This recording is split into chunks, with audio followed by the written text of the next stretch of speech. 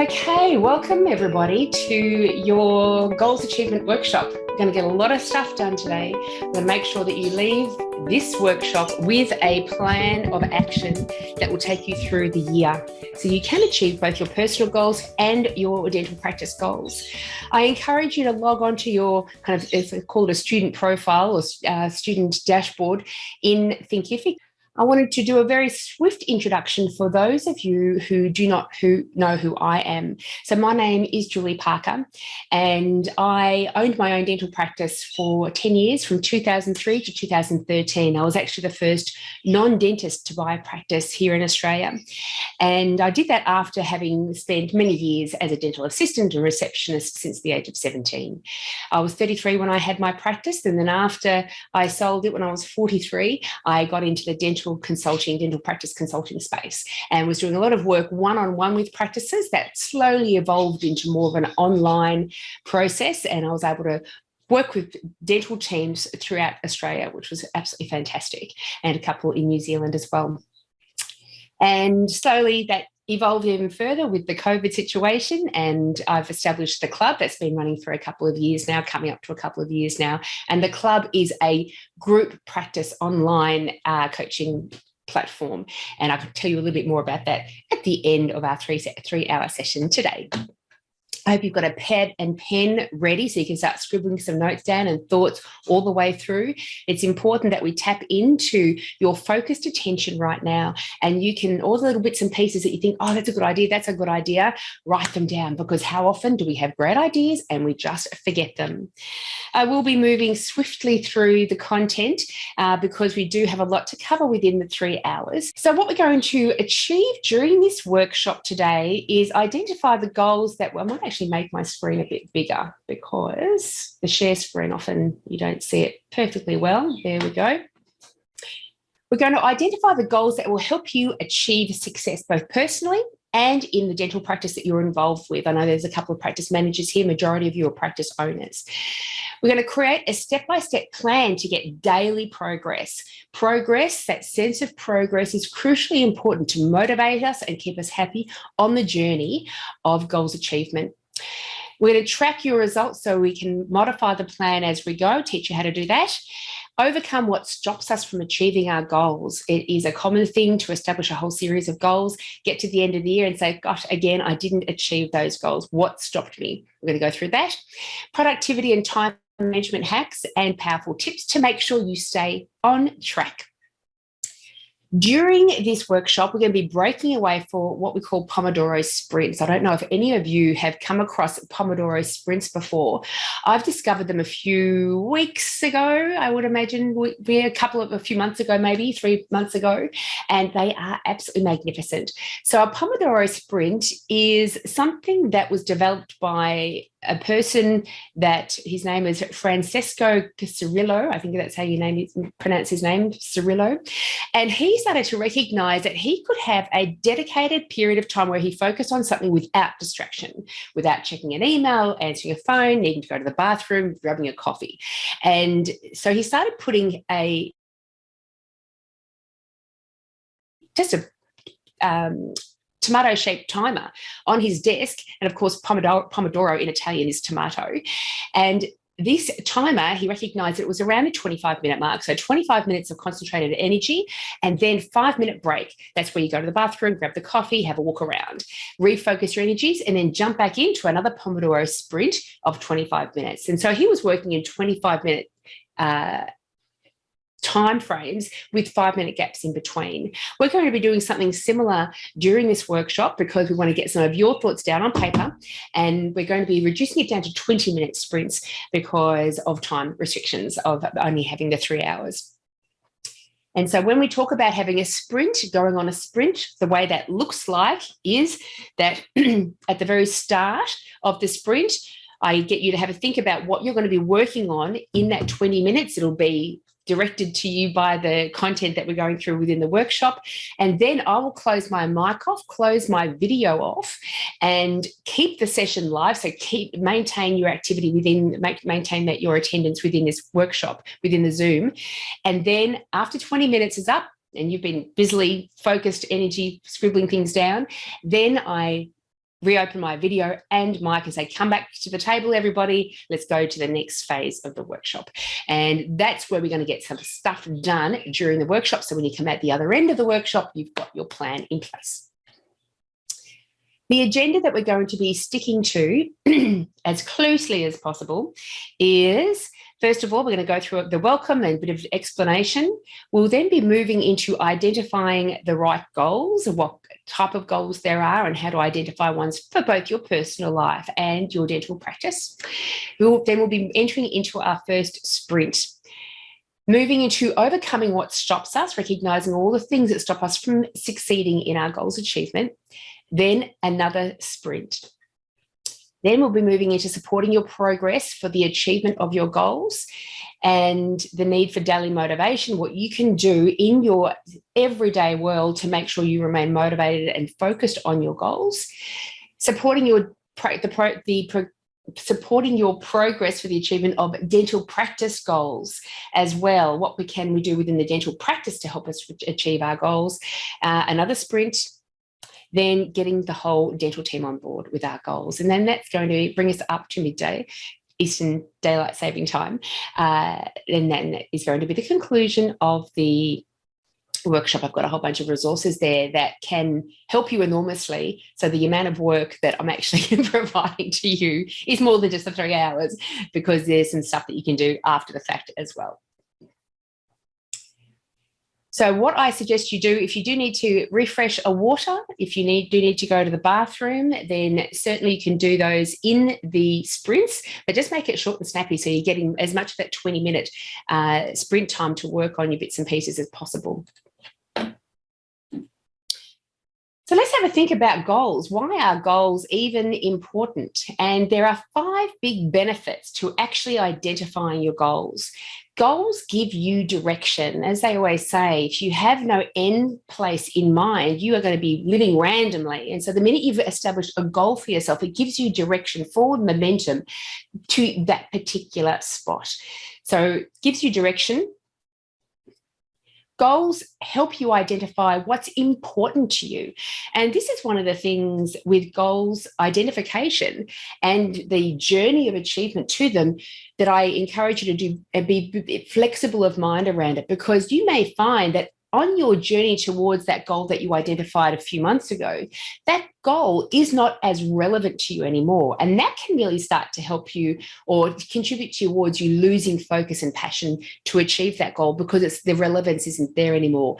So do feel free to, and give yourself permission to change and modify your goals as the year progresses. So you're always working towards something that's highly relevant to you, because we'll be talking about later on why the big why for you is a huge motivator. And once that big why stops being so relevant, how it can start to deplete your energies around that goal achievement.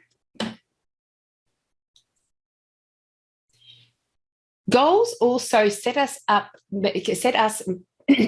setting goals helps us measure progress towards success as well. So when we're creating an actual plan to achieve those goals, that gives us the opportunity to start saying, oh, this is the progressive realization of our goal, and this is where we might be going off track, or we're not progressing as strongly as we could be. And so we can start modifying the journey itself towards, the plan that we've created to achieve our goal.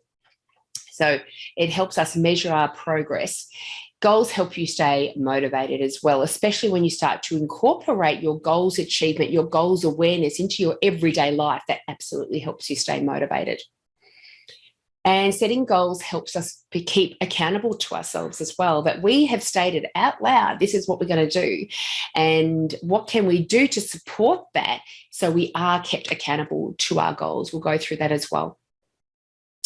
So a great Tony Robbins quote, if you do what you've always done, you'll get what you've always gotten. And this is an important thing to keep in mind. And I do encourage you, if you find quotes that you love, start copying them, writing them down, keeping them somewhere when you need a little reboost of your motivation. You can tap into those wonderful quotes, those wonderful songs, those wonderful verses that really trigger that motivation within you. And this one's good. If you do what you've always done, you'll get what you've always gotten. We can't slip into Groundhog Day. We can't spend 2022 approaching our daily routine the same way we did throughout 2021, because all we will do is achieve exactly the same success that we used to. And what we want to do is identify goals that require us to stretch ourselves that little bit, do things that little bit differently. That's going to give us a strong sense of progress, because we will start achieving different results straight away. I've got a double F there with the wonderful full step. Why attending this workshop can be a powerful step. Make it happen. A study in the US was undertaken and found out that the probability of completing a goal is 10% if you have an actual idea.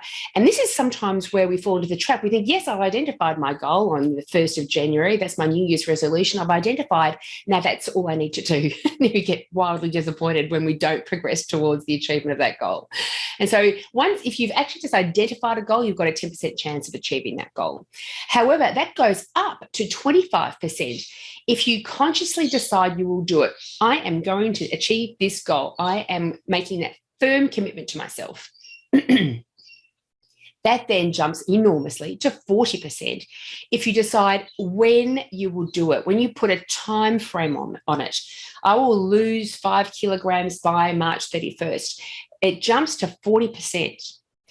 50% if you plan how you will do it. So all of a sudden, we've jumped from 10% by just having the idea of a goal up to 50% if we actually put a time on it, make that commitment to do it, and put a plan in place on how to do it.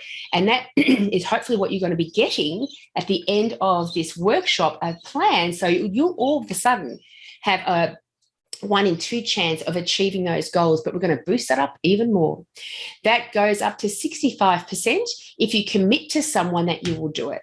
This is an enormous bit, isn't it? And it's something that we often don't go ahead and do because we fear having to go back to that person and say, you know what, I'm not achieving that goal at all. I'm just going to quickly double check everybody's good up there. And so if you make a firm commitment to another human being that this is what I'm going to do, we want to remain consistent with what we've stated out loud. And that boosts our level of success up to 65%. And then 95%, who wants to get 95% chance of achieving your goals? Absolutely. And that's if you have a specific accountability appointment with a person that you've committed to. We're going to talk about an accountability partner later on. And keep in mind, when we're talking about that, what we're talking about is giving you the biggest chance of success if you go ahead and make that step. So if you're serious about achieving the practice goals, the personal goals that you identify during this workshop, once you've made the plan, you're going to come out of this workshop with the plan. Within that plan, it's going to have a time limit on it. It's going to have a conscious decision that, yes, I'm going to do it. But if you go to that next step of setting up an accountability partner and making a firm appointment time every week, every month, every whatever, then you have got 95% chance of achieving your goals. Amazing, amazing. So I really do encourage you to take that step very seriously. So when you move, if you are in your Thinkific little program there, as you move through each of these areas, you can click the complete and go to next there and then there. And then you'll get this sense of progress up the top here of how far through the workshop we're at. So I'll do that so you can see that as well.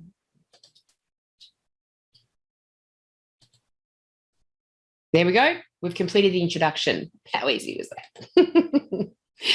So now we're moving into identifying the right goals. Many of you will likely have come across SMART goals. I still believe that a SMART goal is a wonderful approach to recognizing which goals you should be working on, because it really does bring it down to what they need to be to give yourself the best chance of achieving that goal. If the goal is too outlandish, if it's the expectations are way too outlandish, once you put it through this SMART process, it will bring it back down to a very tangible goal that you've got every likelihood of achieving.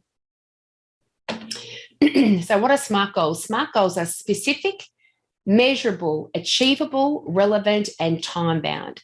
So specific. So rather than, I'm going to keep using the losing weight scenario because it's something that most people can really identify with and makes it pretty basic. So with the specificity requirement of a SMART goal, if you just said, I just want to lose weight, that's very random. How much weight are you going to be losing? Are you going to be losing it by a particular time frame? How are you going to lose it? And so you want to be really specific. Get as specific as possible. In the weight scenario, I want to lose 5 kilograms. Dental practice scenario, I want to increase turnover by 10%, by $15,000 a month, whatever.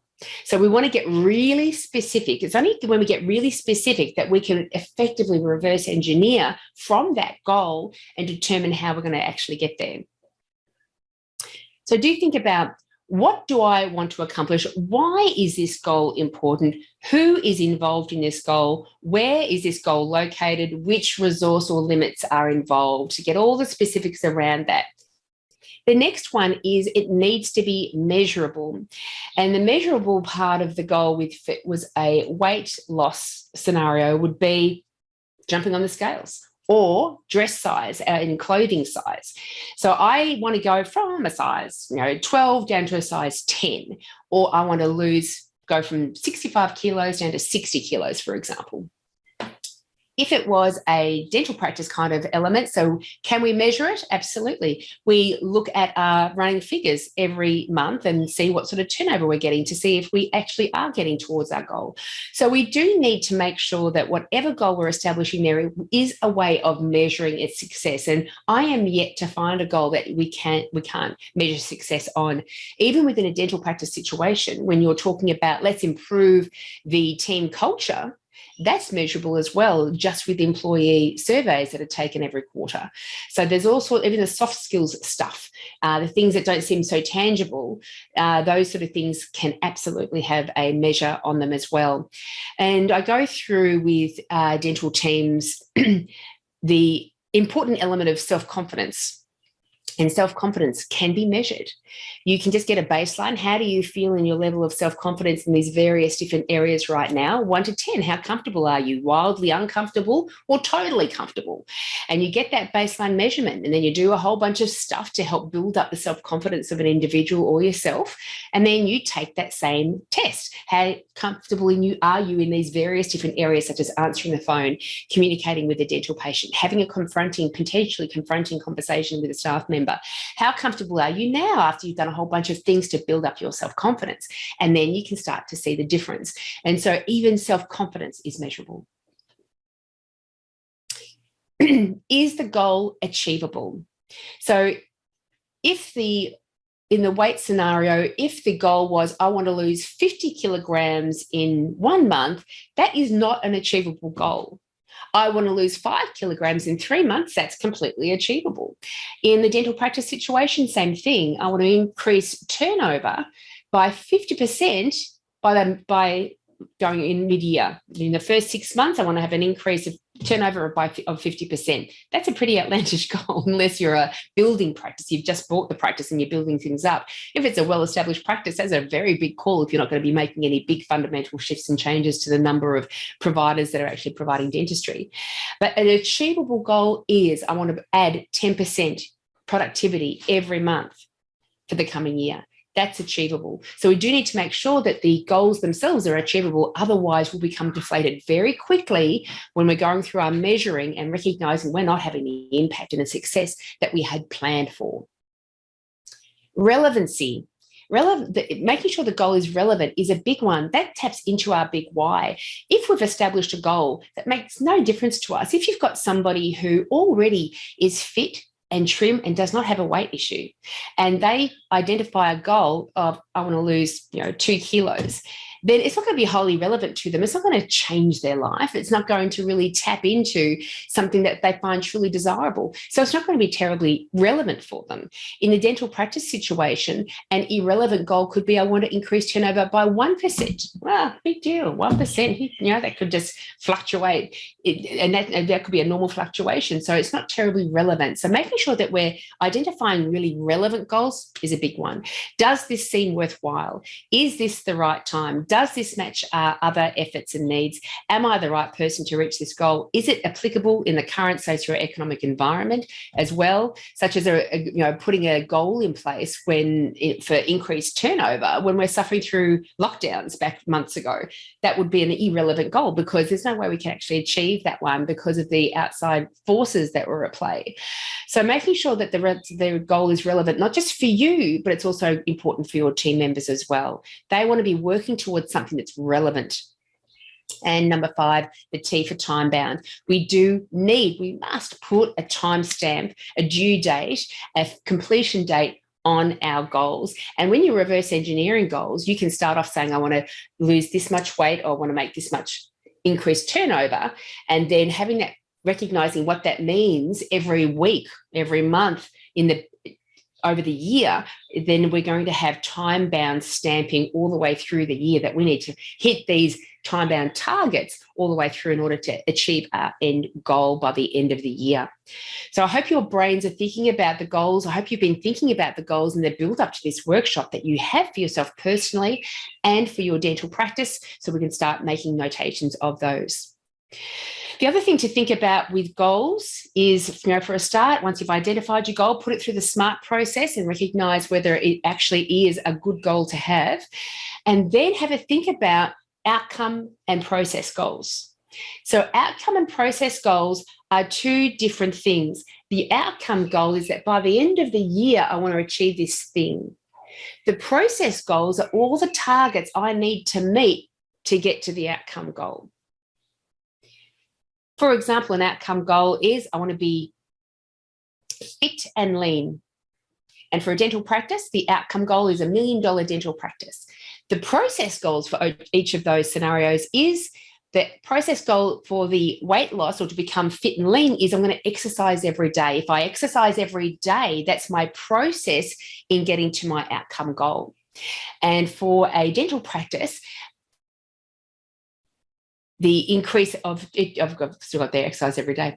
For example, the process goal, no, it's okay. It's all good. The process goal for the weight loss and getting lean and fit is the exercising every day. And the process goal for your dental practice is to increase treatment plan acceptance rates. So that's my process in achieving my outcome goal. I'm going to start improving the number of people, increasing the number of people that accept and go forward with the dental treatment that I suggest. And so all the process steps leads to the ultimate goal achievable process. So another way that I always look at process and outcome goals is GST, because I love that it's just an easy GST. Goods and services tax is what it normally means, as you know. But GST is goals, strategies, and tasks, and that's the reverse engineer process. So the goals, what strategies can we identify that will help us achieve our goal, our outcome goal, because our strategies are the process goals. And then to actually action that strategy, there's going to be a whole series of tasks that we need to do, which I'll explain more later. But that's part of the process goals too. So if we action these tasks, which we'll start to realize these strategies, that will help us get to our outcome goal, which is our big major goal. And so GST is the reverse engineer process. So we've got the goal, maybe we've identified 3 different strategies. I do always suggest identify 3 strategies. There might be 50 strategies, but you can't action 50 things at once.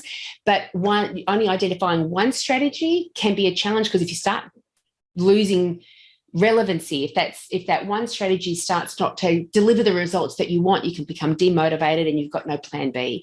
And so identifying 3 strategies is a really good way of making sure that you're going to be doing everything you can to achieve your goal. So here's your main goal, and then you've got the 3 strategies that can help achieve that goal. Then for each of those strategies, there's going to be a series of tasks that need to be actioned in order to achieve that strategy.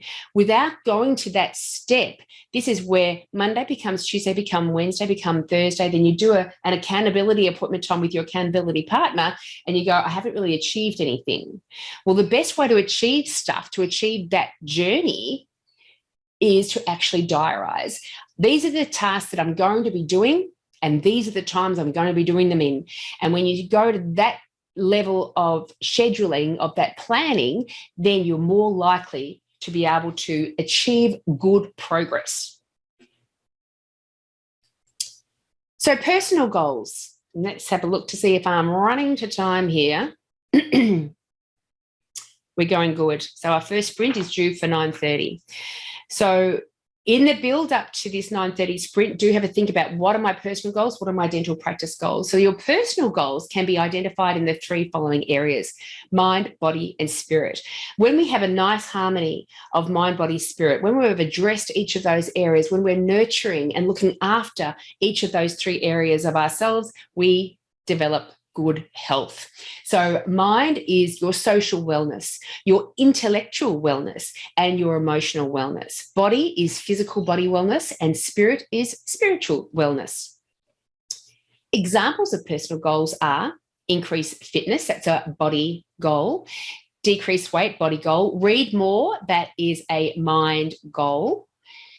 Take more holidays, that is possibly a bit of a mind and body goal, but also a spirit goal.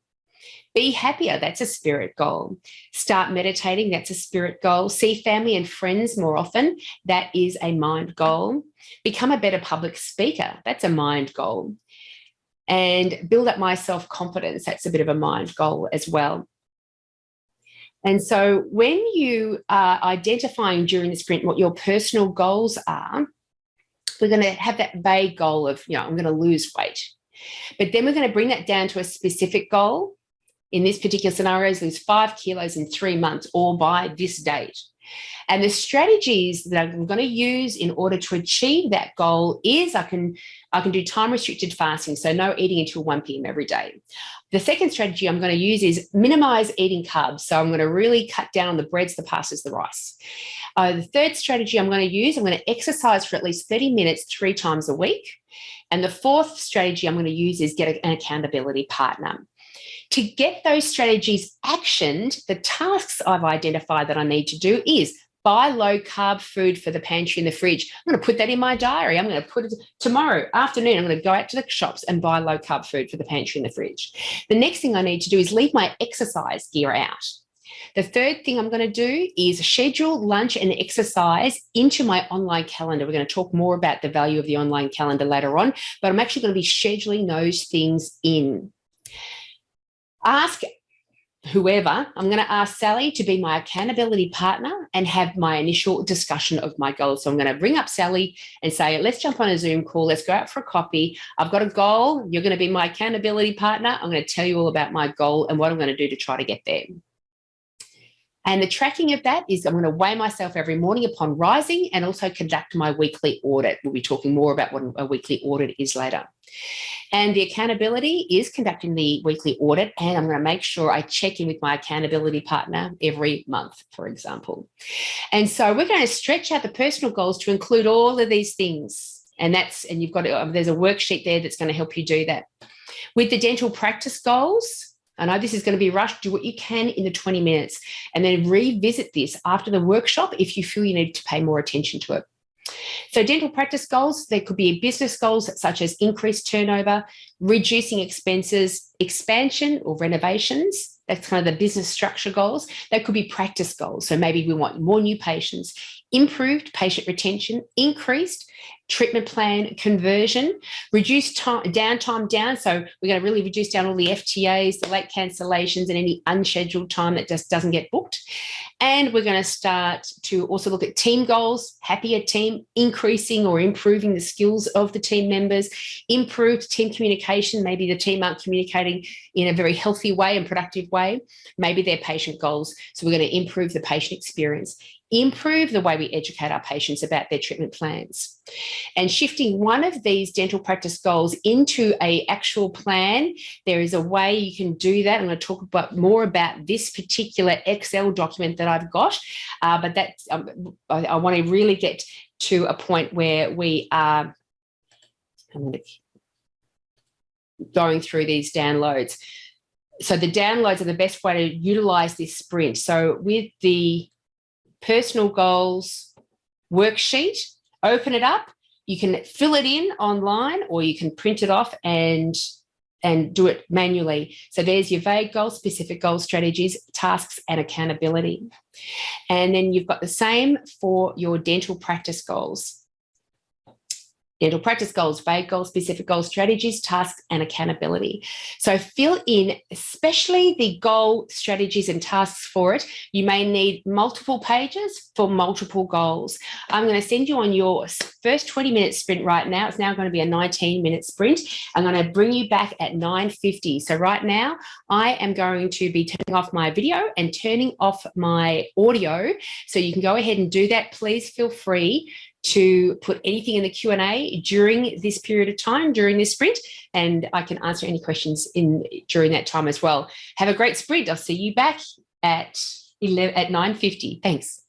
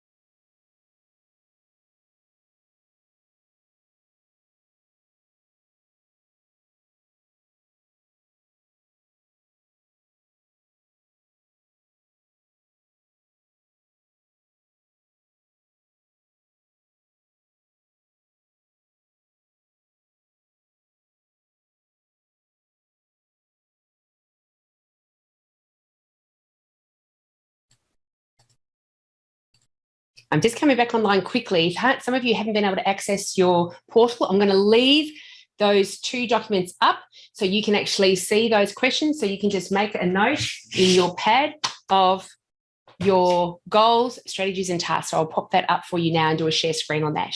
That will help.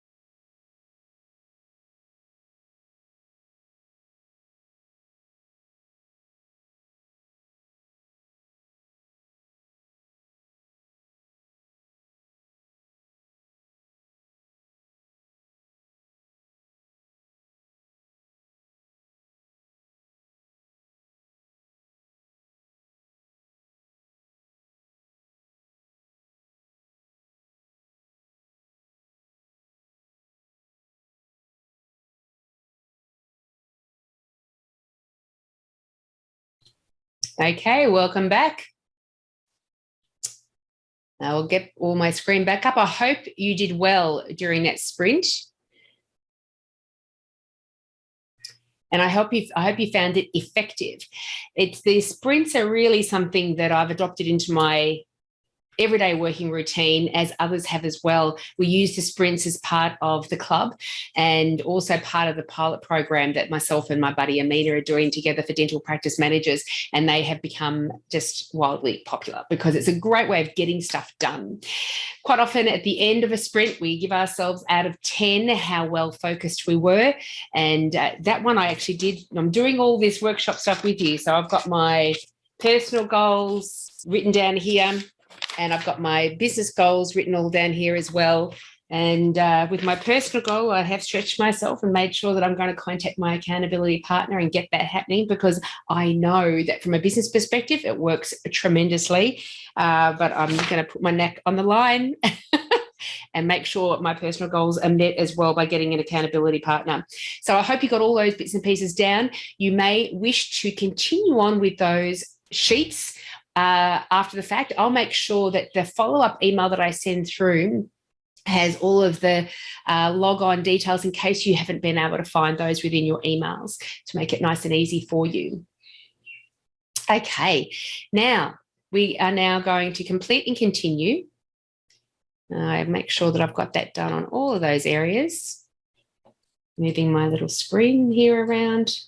It goes at the top. Complete and continue. It says lunch and learn here because I'm using the same platform I do for the club, and that's what we have in the club, are these lunch and learns. So that's why it says lunch and learn there. Again, I'll tell you more about the club at the end. Okay, let's go to continue. We've done the sprint.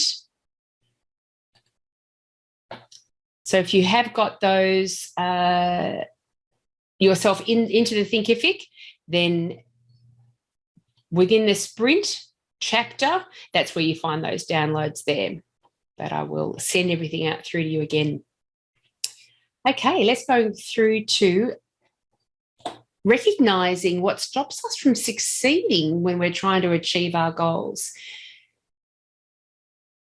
And some of the common things that do stop us from actually not just identifying the goals, but sometimes even the identification of a goal can be affected by the things that stop us. So maybe we've got a limited mindset. We have got a very closed mind. We don't think of all the possibilities in the world. We've got very strong limits around what we think we can achieve. Sometimes there's a fear of failure. That one makes perfect sense, doesn't it? Fear of failure. Fear of success, like that was one that used to confuse me. Who would be fearful of being successful? Come on, but we're going to go through that very carefully as well. Not a big enough why, nothing, it's not a compelling enough drive to get us through to the other end. Focusing on the reasons things might fail rather than reasons why things might succeed. And I don't know if you've been part of a dental team or a friendship group where you think of, oh, we could do this thing, and then there always that person that's putting their hand up, but it may not work because of this, but what about that? No, I don't see how it could work. And so sometimes we do that to ourselves. We're thinking of all the reasons why it could fail rather than all the reasons why we will absolutely be successful if we put the right plans in place. Also, a lack of persistence, and this is where the daily motivation can really come in and help conquer that. Failure to educate ourselves about what is actually required to achieve that goal. For example, to achieve the goal of being more confident speaking to patients, just to have that goal in place is one thing, but what if I educate myself around what effective communication looks like, what effective rapport building looks like? Then I've educated myself, and I'm more likely to then achieve that goal. Surrounding yourself with unhelpful people, those people that are the naysayers and, oh, you never get there, and no, I told you you'd fail. Sometimes that bad person's actually in our brain, that nasty little voice in the back of our brain that says, oh, no, you're not good enough. You're not as good as you think you are. Lack of courage, of just being bold enough to go out there, such as, you know, the courage I just showed with my personal goal. I am going to get my accountability partner. I know that doing that is going to deepen my commitment big time and really call me to action, which is why I failed to do that in the past, but I'm doing it this time. So lack of courage is sometimes the thing that stops us from achieving our goals. And failing to take action. So we've got the goal, we've got the strategies, we've got the list of tasks, the action steps that we're going to take, but we don't actually take the action itself. So we're going to go through each one of these and how to combat it. So limiting beliefs, they can absolutely stop us from achieving success. Our beliefs are established at a very young age. Often we are not even conscious of our deeply held beliefs. Despite not being aware of these beliefs, they still drive our behaviour. The journey of self-awareness can certainly help you discover any of these limiting beliefs and shift the ones that aren't going to be very helpful for you. I'm just going to go back up and actually increase my screen size here again so you can easily see this. So you've seen the iceberg scenario, I'm sure, making sure there's no questions here. Yes, you've seen the iceberg scenario like I'm sure that you have. So above the sea level stuff, the results that we get, the behaviours that we put into play, all the stuff that we consciously think about. This is stuff that we can absolutely observe within our life and others can observe about us as well. But then it's all the subconscious stuff, the stuff that's below sea level that drives all of that behaviour, that drive us towards our results that we're getting. And that's the emotions, so how we feel about the things that happen in our world, the thinking, what we actually do think about, our values, our beliefs. So this area, the most deep part of our subconscious, records everything, childhood experiences, traumas. This is where all of our protective reactions and responses come from. This stuff is not logical. This stuff is made up. This is our perception of what happened and the meaning we attach to it at the time it happened.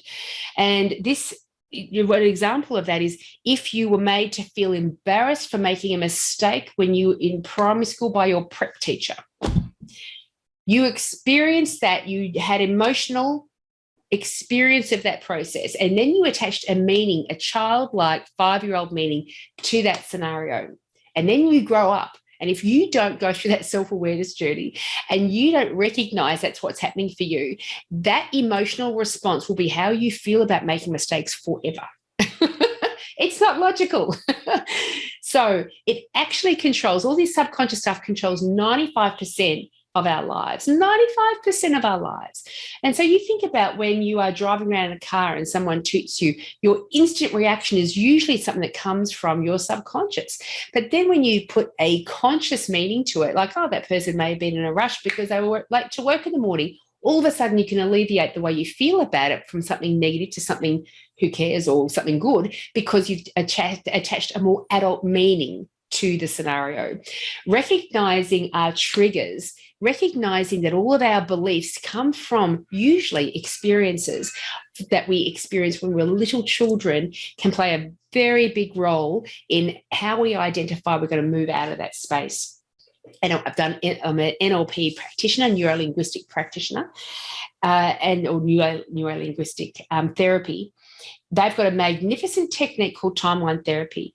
And that is a wonderful way of exhibiting to you that, gosh, when you pick yourself up, from where you are right now, and you go all the way back to that experience when you're in prep, and the prep teacher made you feel stupid for making a mistake, and then you drop yourself back down and you stand beside your 5-year-old self and you recognize what's happened to the 5-year-old self because it's you. You understand the shame and the embarrassment and the regret that you feel in that moment.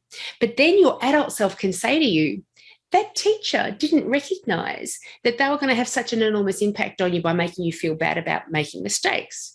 Now, you know that making mistakes is part of learning. You can't actually learn anything new without making mistakes. You haven't learned anything without making mistakes. And so your adult self is going to really accept making mistakes. Actually, you're going to want to make mistakes because it means you're learning all the time.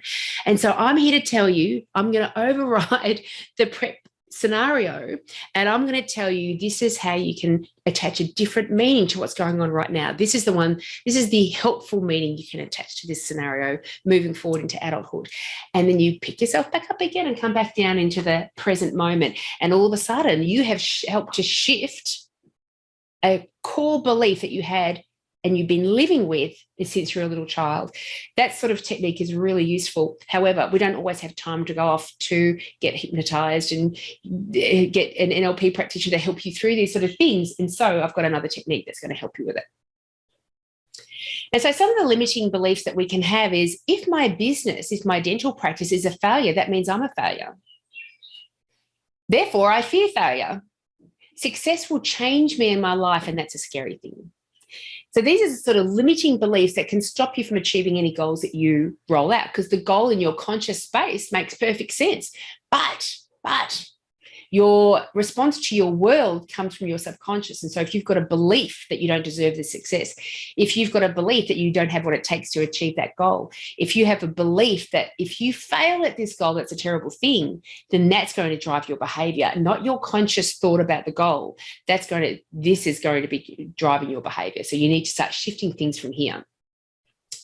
So an empowering belief in opposition to these limiting beliefs is, rather than if my business is a failure, I am a failure, is I cannot succeed without failures. So even if I fail at this dental practice, that's going to be part of my journey of success, because it means I'll learn great lessons. And the next time I give it a go, I'm going to improve my results, because I recognize that failure is just a part of life. It's a part of business for sure. And I can't succeed without them. So I better race towards those failures real quick.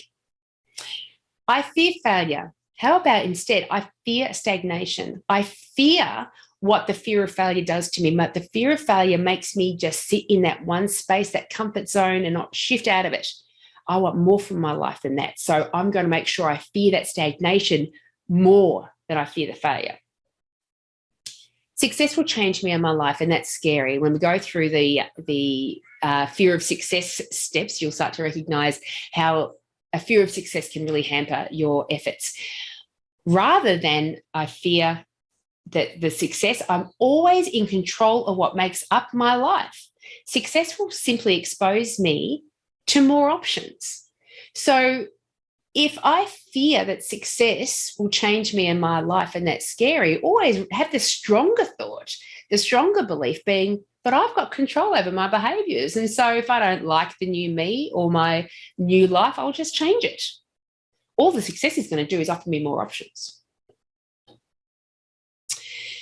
And so the good thing to go, when you start to recognize, gosh, I think that's an unhelpful belief that I have, bring your adult consciousness to it. Is the belief a fact? Example, I don't have the skill and knowledge to succeed. Is that a fact? What is a more empowering fact? I can learn new skills and increase my knowledge limitlessly. I remember back when I was in my early 20s, one of the most powerful things I ever heard was somebody saying, it was in a recording, but somebody was saying that I have all of my faculties, I have my completely functional body. If that person over there can learn the thing, that means I can learn a thing. They are not so fundamentally different to me that I couldn't learn a new thing, a thing that they know, a thing that's making them successful. And so I can learn new skills and increase my knowledge limitlessly. That is a far more empowering fact to believe in. And then we go through a bit of a mantra. I love learning. I love learning, because the learning helps me expand so I can achieve greater things. And so that mantra is going to play a relevant role in another step in this reducing down the things that stop us from succeeding.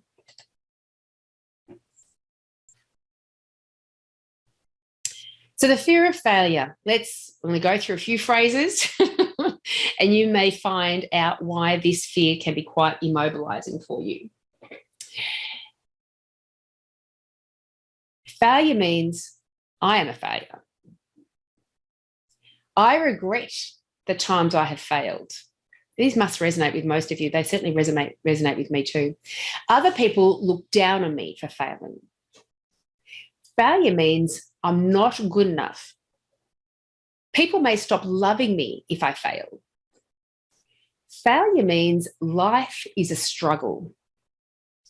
I feel bad when I fail. I must avoid failure. I think a lot of us have thought all of those things in our life. We might be thinking them right now when we're writing down our goals.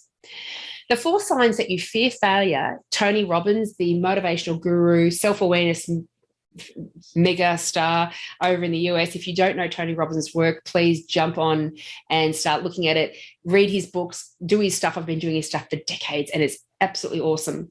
So Tony Robbins says the 4 signs that you fear failure are that you worry about what other people think, that you set low expectations on yourself because If I set this expectation, I might fail. But if I do this one, I've got a more chance of not failing.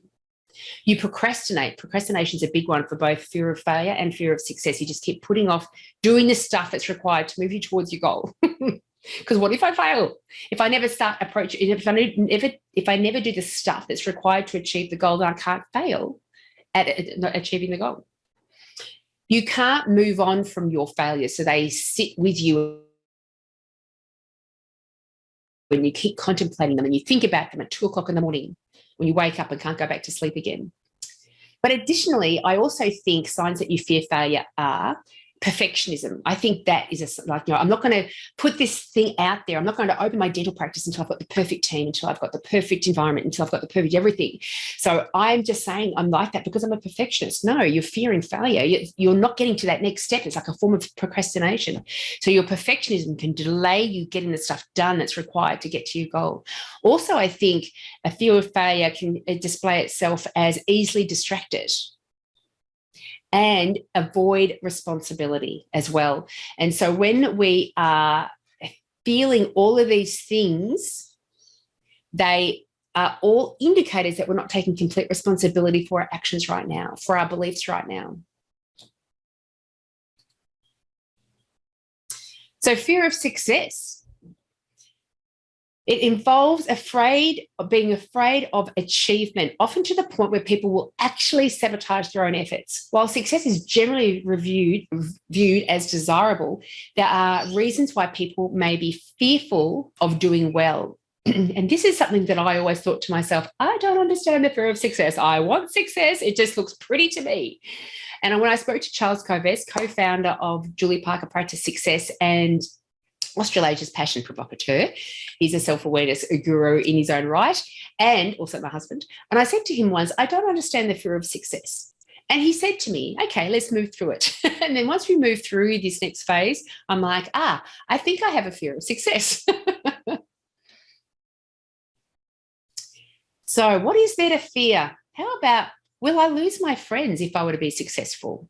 There will be higher expectations on me for sure.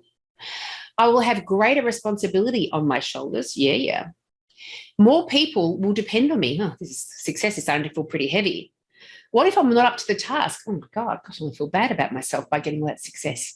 I will not be able to sustain my success. That's right. That was one of mine. But once I'm successful, I'm going to have to then sustain it. What if I can't sustain it? What happens if I fail and lose that success? What if I get it all and then I do something or I don't do something and it goes? I'm like, oh, man, I tasted it. I had it right there in my hands, but now it's gone. I wish I'd never succeeded in the first place. I would have nothing to lose. This is another one. What if I change and my partner or family no longer love me? Well, I was thinking more of what if the successful me was different and my relationship with Charles was badly affected by that? What if I get too busy to do the things that are important to me? This is a big one. I don't want to have that lifestyle. I still like to do my hobbies. What if I turn to someone I don't like? Some people do have that core sense, that core belief, that subconscious belief that to be successful, you need to be arrogant or ruthless. Not the case. You can be any kind of success. You can paint that picture yourself. I will not be able to sustain my success. What happens if I've already done those bits. What if I don't like the lifestyle of success? So meeting new people, public speaking, I don't want to do that. What if I don't like the workload? Gosh, that means I'll be working from 8 to 8 every day. Gosh, it's going to be so intense. Too much stuff to do. I actually don't want my life to change. I'm so damn happy and satisfied right now. I'm so grateful for all the things in my life right now. I don't want it to change. And so if I get successful, it's obviously going to change. And the classic, who do you think you are? Who do you think you are to desire that kind of success? Do you really think you're going to deserve that success? I don't think so. So some of those things may help you recognize that you are having actually fear of failure as a core belief and a fear of success as well. And these limiting beliefs around success and what it means to your life you may be going down a path of self-sabotage. You may be all over creating the goal, identifying the goal, designing the plan of getting there, scheduling all these things into your diary to actually get these things actioned, developing an accountability partner, but still not achieving success because it terrifies you. And so we're going to go through a process that I've personally used, that I developed, that has helped me enormously. So hopefully it will help you as well. So getting into the right mindset. Keep checking on my times. We're going well. It's not about the goal. It's about growing to become the person that can accomplish that goal. And that's a Tony Robbins quote. That is an absolutely huge thing. Again, your thinking that you had in 2021 got you the results of 2021. If you want better results in 2022, you need to become the person that can achieve those goals in 2022. So you need to grow. Very quickly, I want to tell you a quick story. I was wanting to understand the concept of, and you may have heard this phrase in the past, I overestimated what I could get done in 1 year, but I underestimated what I could get done in a decade. Tony Robbins himself has said that. Bill Gates has said that. A whole bunch of different people have said it. Never quite understood it, because in my world, I think, gosh, what can I achieve in 10 years? Anything. Oh, my God, I'm going to be awesome and everyone's going to love me and I'm going to be a millionaire in 10 years. I could do anything in 10 years. It's such a long period of time. And I hear a lot of people have quite outlandish goals for the 10-year period. So I think, I don't understand this whole, I underestimated what I could achieve in 10 years. What is that? What is that? So I did some research around it, and I came across an article written by somebody, and within that article, they described it perfectly. And they used the analogy of a game. It's an online game called Osmos. And within this game, you are a particle moving about like an organism, moving about a medium. And so you're moving around, and the goal is stay alive. Now, if you collide with another organism that is smaller than you, that's fine. You overcome that obstacle, you gobble it up, it becomes part of you, and you get that little bit bigger and you remain alive. However, if you manage to bump into an organism that's larger than you, it gobbles you up, and that's your game over. Because every time you overcome something small and manageable, you get bigger and bigger and bigger. And so, whereas previously in the game, this huge organism you were fearful of, you wanted to avoid it because you weren't prepared, you weren't big enough to overcome it. And so you went off and you avoided that one, you went off to gobble up all the other organisms that were smaller than you. And as you did it, you got bigger and bigger and bigger.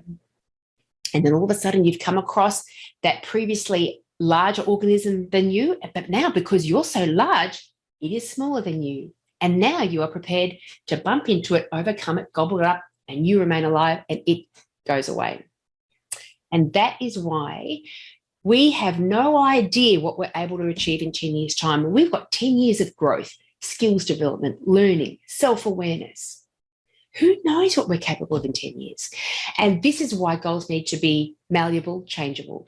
This is why your life vision needs to change and be flexible with time, because you change.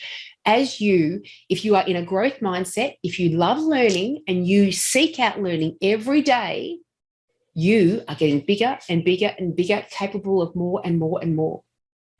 And so your goals will change, your vision for your life will change. And that is why we can't always project forward and go, I'm going to just stick rigidly to this goal that I made 8 years ago. No, your life has changed now. You have changed. So it's not about the goal.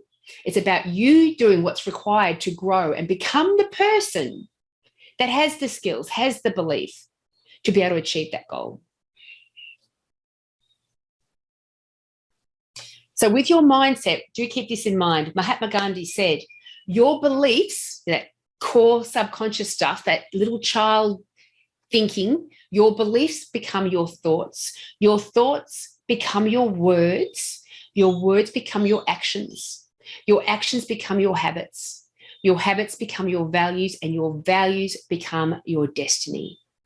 Don't just change a habit, change the belief. Don't just change your actions, change the belief, change the things that drive your behavior, and everything else will look after itself.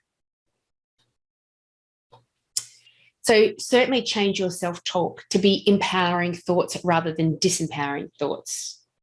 You can read this more carefully later on.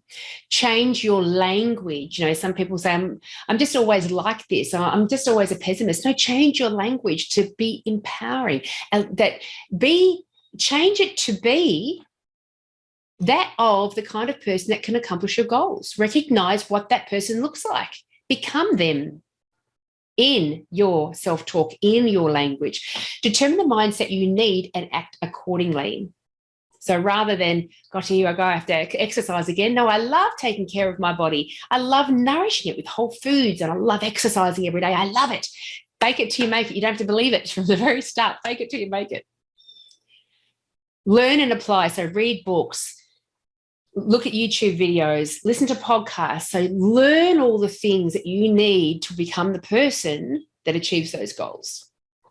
Surround yourself with people who match your desired mindset as well. It is very challenging to be an upbeat kind of person if you are surrounded by naysayers, people who always see the negative spin on life. So surround yourself with people who have got very empowering thoughts, recognize anything is achievable, and also have that very positive approach to life. So surround yourself with them. As Jim Rohn said, that we are the accumulation of the 5 people around us. Make sure the 5 people you spend most time with are of a mindset that's helpful towards you.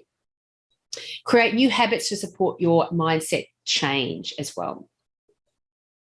Jump out of your comfort zone. We love being in our comfort zone. That's where we feel competent. That's where we're not challenged and we use little energy.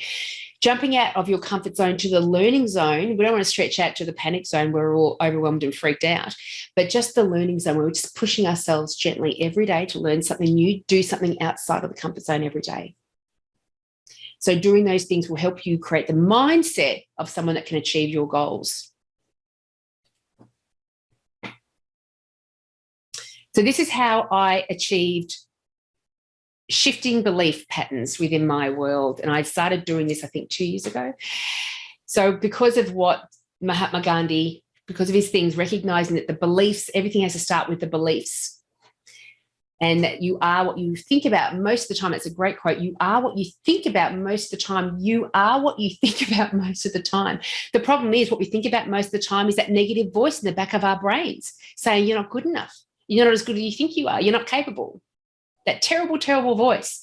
And so what I did was at the time, I watched this Dr. Bruce Lipton. He's an epigeneticist from America. He's magnificent. He's got a wonderful book called The Biology of Belief. I encourage you to have a look at that or to download it. But this is something you can play in your own time. It takes 5.5 minutes to play it, so we don't have time to play it right now. But when you go back into your Thinkific, do play it. And it's a 5.5 minute grab just talking about how we shift our beliefs. That by the time we get up to the age of 7, that's where we're learning everything in huge abundance. We're learning to walk, talk, build relationships, learn the rules of the land, learn the rules of relationships and family of ourselves. That's where we develop all those core beliefs. To shift those beliefs later on in life, you do it 2 ways: through hypnosis or repetition. So I use that concept and I started to do my Empower Walk. What my Empower Walk is, I have within my phone, it's in my diary, my online calendar diary, every day, every morning I've got it, so I can just easily tap on it and it plays this grab straight away. It puts me in the right mindset for my Empower Walk. And then I start walking and I have something of I tell myself a repetitive affirmation. It's not good enough just to have the affirmation written down somewhere that you glance at every day. It's the repetition, the active repetition, that makes this Empower Walk different to anything else that I've ever done. Such as, I am super confident. Okay, I'm going to start. You pick a phrase that taps into an unhelpful core belief, and you pick a phrase that really resonates with you, that feels good with you. For me, it was, I am super confident. I wanted to become a more confident speaker when I was doing my Toastmasters presentations. Toastmasters is a training ground for becoming more comfortable with public speaking. And so then I started repeating to myself under my breath on my walk for an hour, I'm super confident. I'm super confident. I'm super confident. I'm super confident. I'm super confident. I'm super confident. I just kept repeating it over and over and over again. After about 10 minutes, what I found was started to think about all the other stuff through the day. Oh, I've got to get back to that client. I've got to return that email. What am I going to have for dinner tonight? I've got to call mum later on today.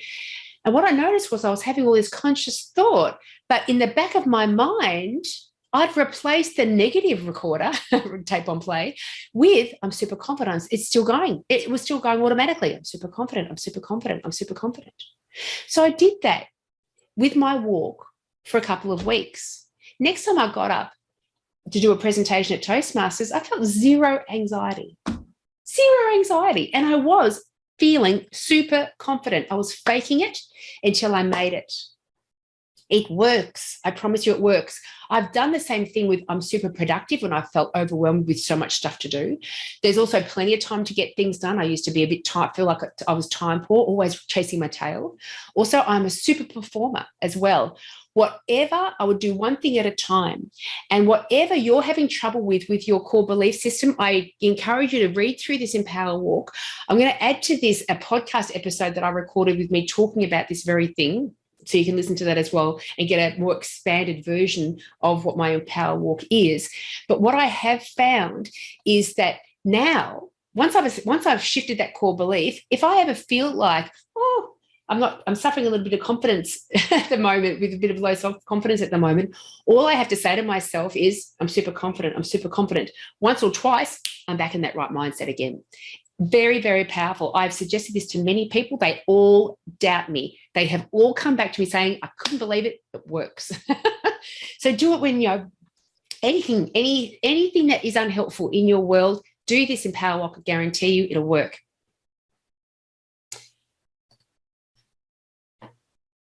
Okay, I know I'm running over for a minute, but let me go through this next step.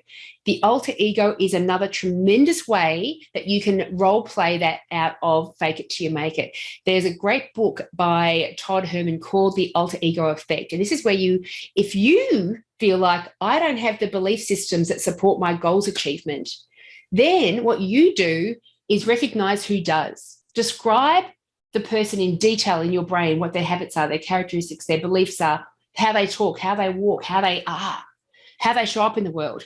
Think of that person who's capable of achieving your goals. You may have a person in mind. They might be a superstar athlete, for example, if you want to become a superstar athlete.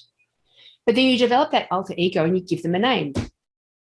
And the name could be Super Joe. And so then when you need to tackle the day, tackle a task, think up a strategy in the achievement of your goals, then become Super Joe. Because Super Joe doesn't have your limiting beliefs. Super Joe knows it can be done. And start behaving like Super Joe. So give yourself the permission to have somebody else more effective to do it for you, but you're still doing it yourself. It's a really great process. I encourage you to have a look into that. Okay, so let's go into our sprint. This sprint is future pacing. Future pacing is when you project yourself forward and look at your life. Look at you. What does it look like, feel like? What are your daily routines when you have achieved the level of success you want to achieve with these goals? So if it's a personal goal or dental practice goal, pick one. And I really want you to, and I'm going to leave this one up here during the sprint as well in case you can't download it. What is your future self or practice? What is it? So pick which one you're going to be doing, whether it's going to be the slimmer version of you once you've lost the weight, the fitter version of you once you've been going to the gym, the dental practice that's now turning over $1 million. I want you to really have in your brain during this sprint what that looks like. So describe the characteristics of your future self, of your future practice. Describe the beliefs of your future self, of your future practice. List the habits of your future self, future practice. What are they doing every day? What's their daily routine? What current unhelpful habits and behaviors, this is a key one, that you're going to eliminate or minimize, and which ones are you going to replace them with? It's always good, rather than just breaking one habit, recognize that habit, but then recognize the better behavior or response you're going to have instead and replace it. So that's what we're going to be doing for this sprint. I do want to give you a full 20 minutes on this one. So I think we're going to be coming back at not 10:40, but 10:45 we're going to come back at. I'm going to make a little note here. I'm going to get those two sheets up side by side. Let me copy there. Make sure there's no questions there. Paste there. And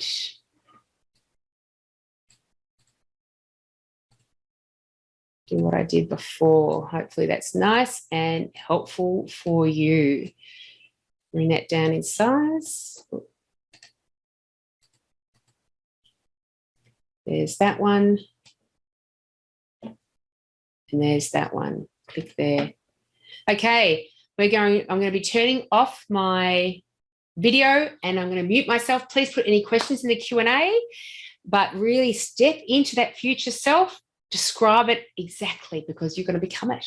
That's your vision. That's what you're going to become. Good luck.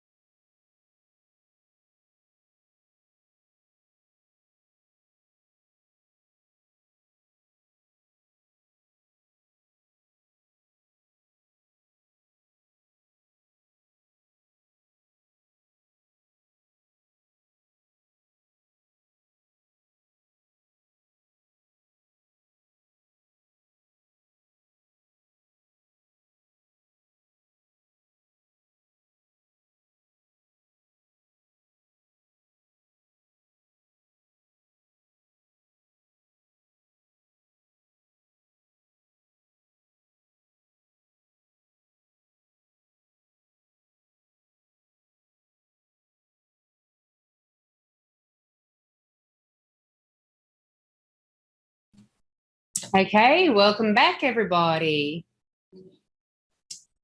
I did my future pacing. I hope you found that routine effective. It's a very good way of really identifying and tapping into the person that has already achieved the goals, and you start living the life. You become what you need to be before you're actually even there.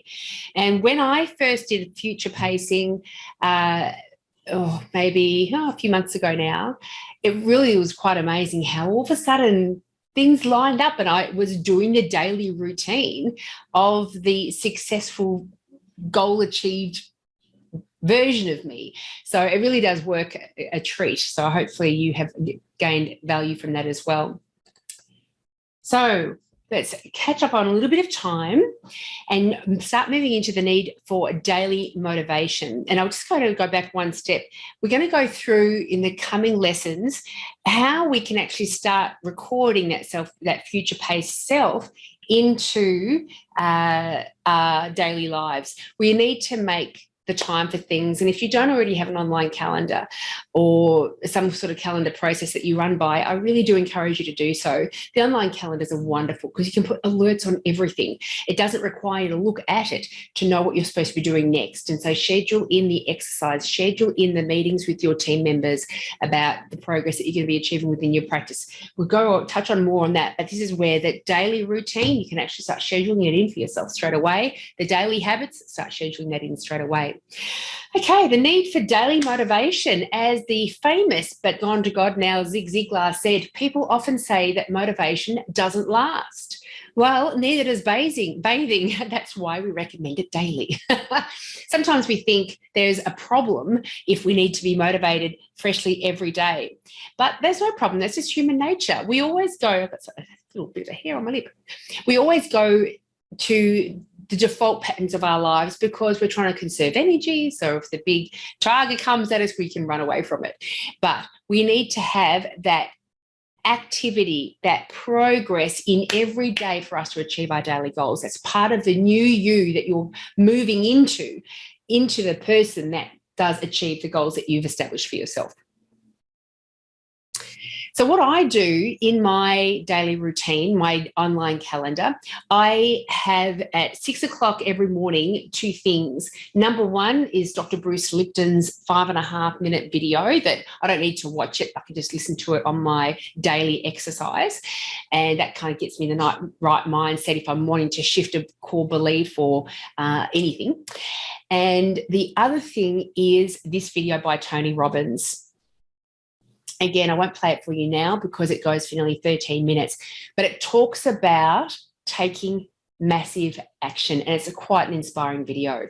And so part of my daily motivation is to start the day off really strong, have those 2 things there. I watch both of them and I'm set for the day. I'm all turned on, I'm triggered.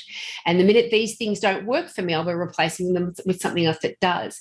You might have a song, you may have a quote, a series of quotes. You may have a book that really inspires you that you can read a page of every morning before you start work or whatever time during the day that suits you. But recognize the need for daily motivation. Do something about that. Schedule it in. This is where the online calendar can really make sure it helps you achieve your goals as well. So there's I'll bring my screen down in size a bit. There we go. There we go. So there's the Tony Robbins video. I do encourage you to look at it. If it is inspiring to you, then use the link and pop it into your online calendar and start having a look at that every day and just see how it shifts your mindset for the coming day. There's a Dr. Bruce Lipton one there again as well. So do find things. We all know what motivates us. It could be a particular song that's really inspiring, something from Bon Jovi. But start to recognize that with an online calendar, you can put a link to a song, a link to a video, a link to a verse that you may find particularly inspiring, and have a look at it every day. This is another way that I get inspired. Now, I used to have, trying to see all my notes. I used to be a terrible note taker, messy. I'd be writing as quickly as, as you're thinking, and so it ends up being a scribble. You look back over it and you go, what the hell did that say? I have no idea what it says. And then I started to get into more, I'm trying to find a good example here, more creative note taking, where, well, they're all my mind mapping. So I find mind mapping very, very effective, where you just got one core idea and you start to extrapolate out from there. But the creative note taking, I have found, has made me, looking back over my goals list, looking back over the notes that I've taken, so much more enjoyable. And because I'm putting creativity into the design of it, I'm sure it's leaving a stronger impression in my brain. And so I have got what I now call the desktop goals planner method. Charles had one of these wonderful frames for a usual desktop planner. You've got a whole month per page, and it just sits there and your keyboard sits on top of it. But if you display all of your goals, your action items, your daily routine, your big why, your anti-goal, which I'll talk to you about in a moment. This is what my team are going to look like, the characteristics they're going to have in the dental practice. These are all the opportunities. I've got some light bulbs here. I've got a big banner with my big goal at the top there, all my altered habits that I'm going to have, strong quotations that really do inspire me. If you start populating your daily planner, and I've got a picture of it here as well, same thing that I just showed you then. If you start populating your monthly planner pad with this, it's going to be in front of your face all the time. You can start every day off by rereading it, by making tweaks. Maybe I'll highlight this now. And I do encourage you every month, because you have 12 months in your planner, every month, rip the sheet off and draw it up again, even prettier than the last time, more creative than the last time. Maybe you don't want colours. Maybe you just want, thick black lines and thin black lines or whatever. Maybe you don't want to have the decorative side of it. Maybe it's just a me thing that I find this so much more enjoyable to look at, and you've got a different way. So do it your way. But every month rewrite it. That's where you can evolve your goals and your journey as you're growing and expanding like the game in Osmos. And this is where you can remotivate yourself, remind yourself, rebuild up that sense of urgency and importance over your goals. It's helpful. I promise you, it's really super helpful. So you can get them from Officeworks and places like that. Mind you, I've tried to find this beautiful frame, because you kind of magnetise and it comes in and out there. I can't find the frame anywhere. It's even on their website. I don't think they sell it anymore. I think my child must have had these from years and years ago. But if you can find a nice frame there too, it's even better. The corners don't curl up. Okay, so the online calendar, super, super important. This is a big part of how I make sure I achieve my goals, because it's in your online calendar that you can schedule in. These are the time of day I'm going to exercise every day. These are the times of the month that it's best to have the meetings done, to track my key performance indicators. On everything, you can have alerts. You can have your morning motivation video that you want to watch every day on alert. So you get an alert in your bed while you're waking up at, say, 6:30, an alert to watch the video. Then you just tap on it, watch it while you're lying there waking up.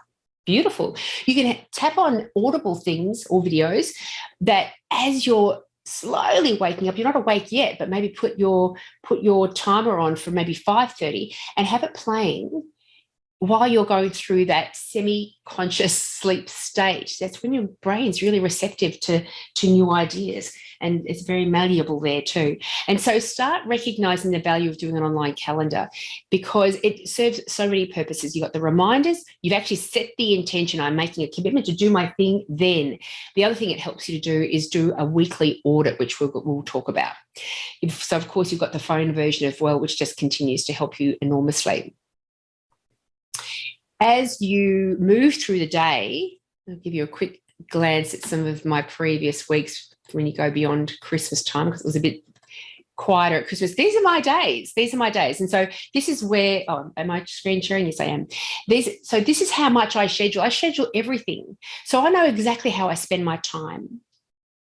And I move things around. So if I didn't put the bin out then, I put it out then, I change it to where it's supposed to go. But I constantly manage my online calendar because I'm in front of my computer all day. So it's very easy to do it. So then upon reflection, I have a clear snapshot of how I spend my time. I have a clear snapshot of what worked well for me and what didn't work well for me, what was helpful, what wasn't helpful, where I get distracted, the times I'm most productive. I have realized I'm mega productive in the mornings. Bang, bang, bang, bang, bang. Everything gets thrown into the mornings. After 4 o'clock, not so much. So now, because of my new future pacing and my plan for my personal goal, which I know I haven't told you what my personal goal is, but that's okay. Now, at 4 o'clock, because I've been tracking my performance, what I do every day, now 4 o'clock is the time I'm going to go out and exercise. I'm not going to exercise in the mornings anymore. I'm going to do it at 4 o'clock because it's obviously a dip in energy. And so it's a good time to utilize, to do that thing then. Now, in order for you to really see the benefit of Google Calendar, I use Google Calendar, any online calendar will do.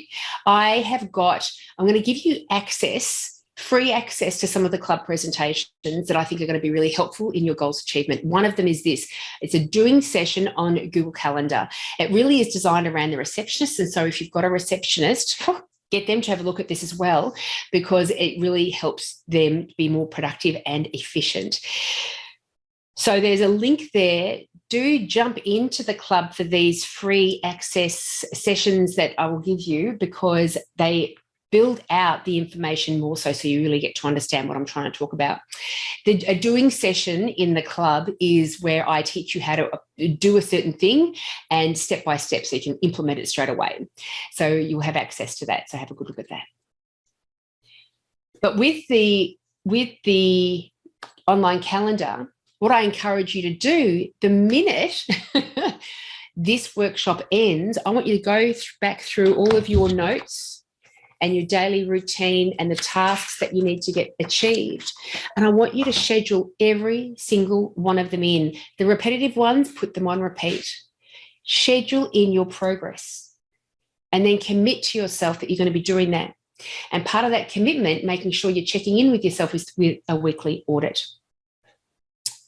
So every week, set aside 15 minutes and audit your performance for the previous week. We are all different. And so you should discover what works best for you. I've come across some people who find this task most beneficial being done on a Sunday evening. They've reflected over the past week, they're in a nice calm state, and then their subconscious can be quite active overnight when they're sleeping. So they wake up Monday morning with all the fresh ideas and enthusiasm because you've done that weekly audit on the Sunday night. Others prefer at the start or at the end of every day. Some like to conduct their weekly audit first thing on a Monday morning. That's me personally. I love doing it on a Monday morning to really get the week started off well. Try different times, it says their ties, try different times and discover what works best for you. Your weekly audit's comprised of the following. First of all, read, study, and rewrite your goals sheet. And so if it said just every week, read and study this every single, for example, Monday morning or Sunday night. Read and study it. Once a month, you're rewriting the whole sheet.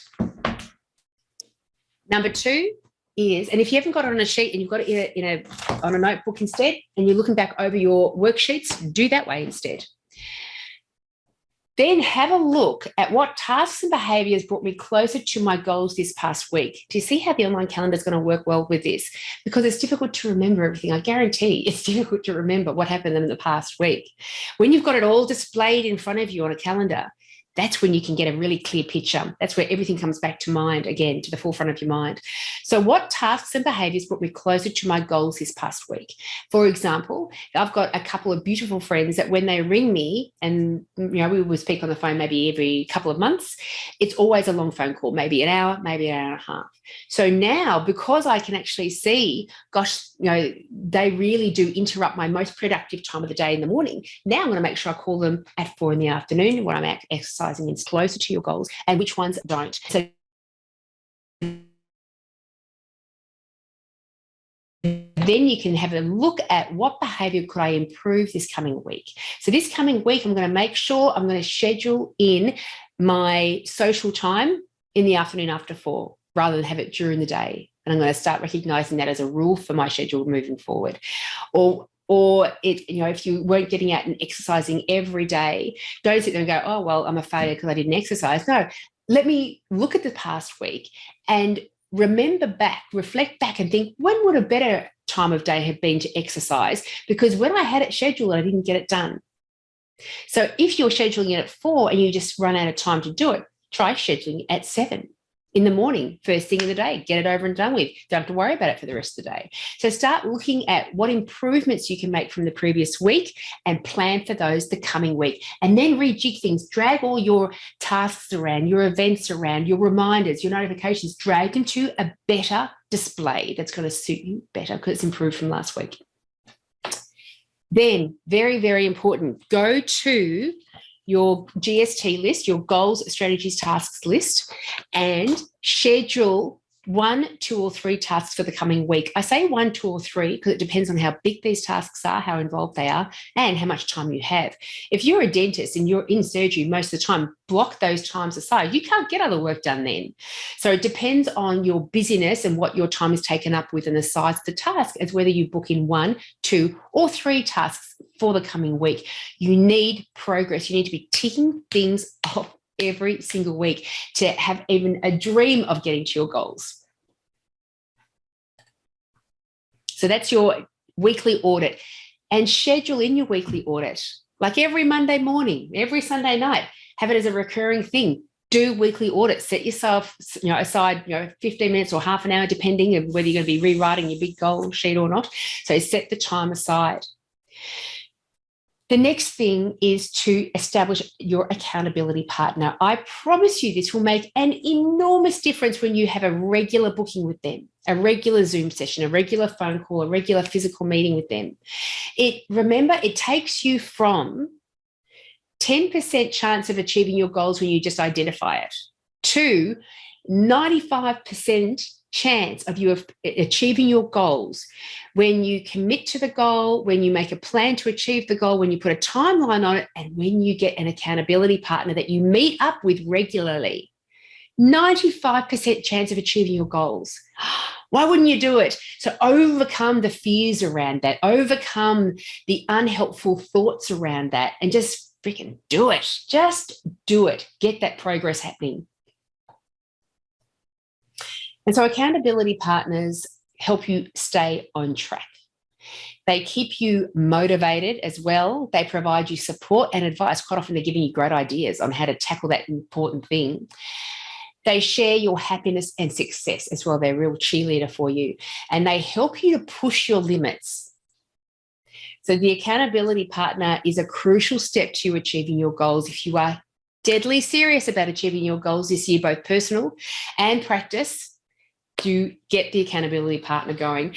And the accountability partner within your dental practice scenario could just be like a leadership team, a core group of people, team members that are all helping to identify new strategies that need to be implemented to achieve the goals, making sure the tasks are being done and being ticked off, etc.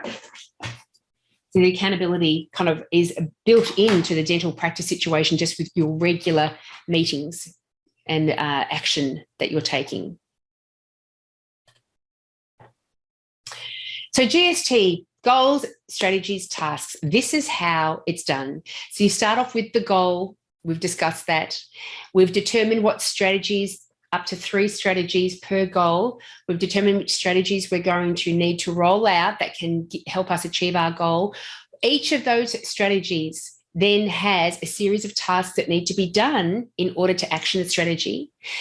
The tasks by themselves isn't enough. Now we're going to go to the next step. This is more around the dental practice goals at situation, because when they're personal goals, they usually just depend on you doing them. But in a dental practice situation, what you want to do is then delegate the tasks to particular team members. Who's doing what thing and a deadline, by when. Who's doing what thing by when? And then we're going to determine how we're going to be tracking and monitoring. So the key performance indicator that we're going to be using to track the success of that strategy, whether it's actually helping achieve our goal, and then we're going to monitor it. And this is where we go into monthly progress meetings that you can do by yourself, with a core leadership group, or with the whole team, depending on your unique practice and your unique way of doing things. So we're going to go through into a monitoring process. So moving down, what does the goal strategy tasks kind of look like in a dental practice situation? Let's use the example of increasing turnover. Checking on my time here. Go and see. The goal is to increase turnover. One of the strategies is going to be increasing the prices. If you haven't increased your prices for 5 years, it's time you increase your prices between 1% and 3%. So increased prices is one of the strategies we're going to use. Another strategy we're going to use is we're going to bring down the downtime. We're going to reduce down the downtime and start getting more productive stuff happening in the appointment book. We're also going to look at increasing the number of services that we offer to patients. And we're also going to look at focusing on booking more planned treatment with patient at the time of their visit. So rather than doing one filling at a time, we're going to start doing quadrant work. Or rather than doing quadrant work, we're going to do half head work. We're going to try to get more stuff done in single appointment times and be a bit more productive from that perspective. So then we're going to look at, so this is what you can do with your team, or your leadership group. You can sit there and think to yourself, okay, this is our goal. We're going to increase turnover. Let's all think about different strategies that we can use that will help us achieve that. So you come up with your series of strategies. And then one strategy at a time, you go, okay, if increased prices is the thing that we're going to do, just saying it out loud doesn't make it happen. What makes it happen is getting people to do tasks to support that by a certain time. So the tasks are, the receptionist is going to print off the fee list and provide it to the owner for adjustment. And then the owner is then going to return the fee list to the receptionist once they've modified it. And then the receptionist is going to update the dental software to reflect the new fee list. So you see how you're breaking everything down into really actionable steps. For example, with the reduced downtime, what needs to happen in order for us to reduce the downtime in our appointment books? First of all, the receptionist is going to identify how much downtime we currently have. Staff to watch the attached presentation of how to reduce broken appointment times. That's one of my club presentations. So we're going to get the whole team to look at how to reduce broken appointment times, because there's a whole series of strategies in there. And then we're going to add a focus to our morning huddle of the coming unscheduled slot to aim to fill. It's amazing. These morning huddles, I really suggest you do them if you don't, but they're a wonderful opportunity to bring everyone's focused energy towards a thing. Just by doing that, sometimes the thing resolves itself. It's quite amazing. It's like the universe does align with what your wants and needs are and delivers to you the results. So add that focus. And so everyone, next unscheduled slot is tomorrow. We've got a 1 hour between 3 and 4.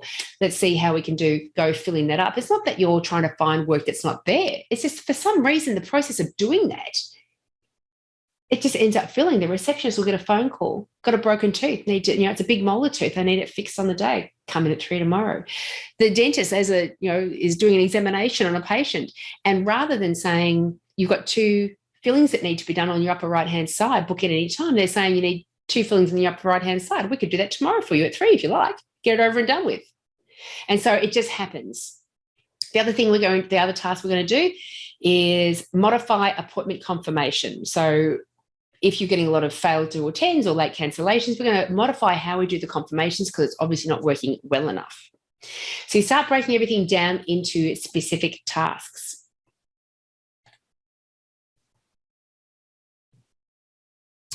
And then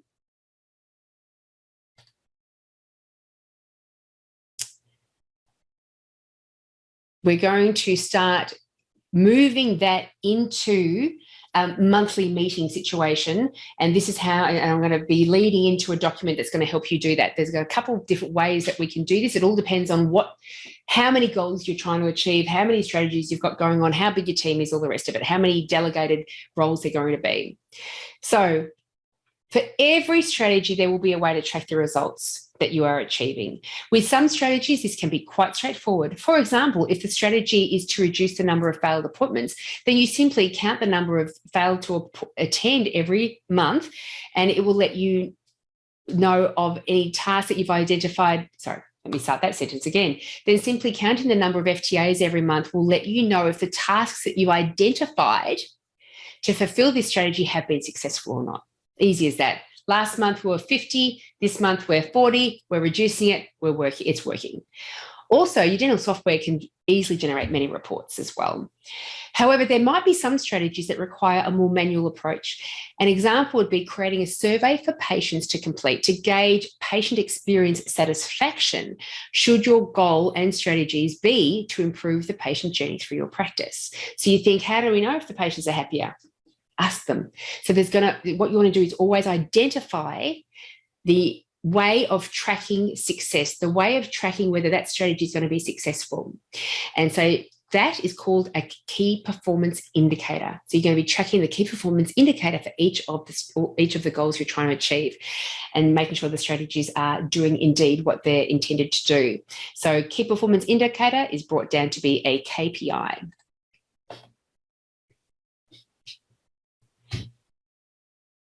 And so the way the kind of approach that you have is that you establish your new goal, you understand what areas influence achieving this goal within the dental practice scenario. This is quite relevant.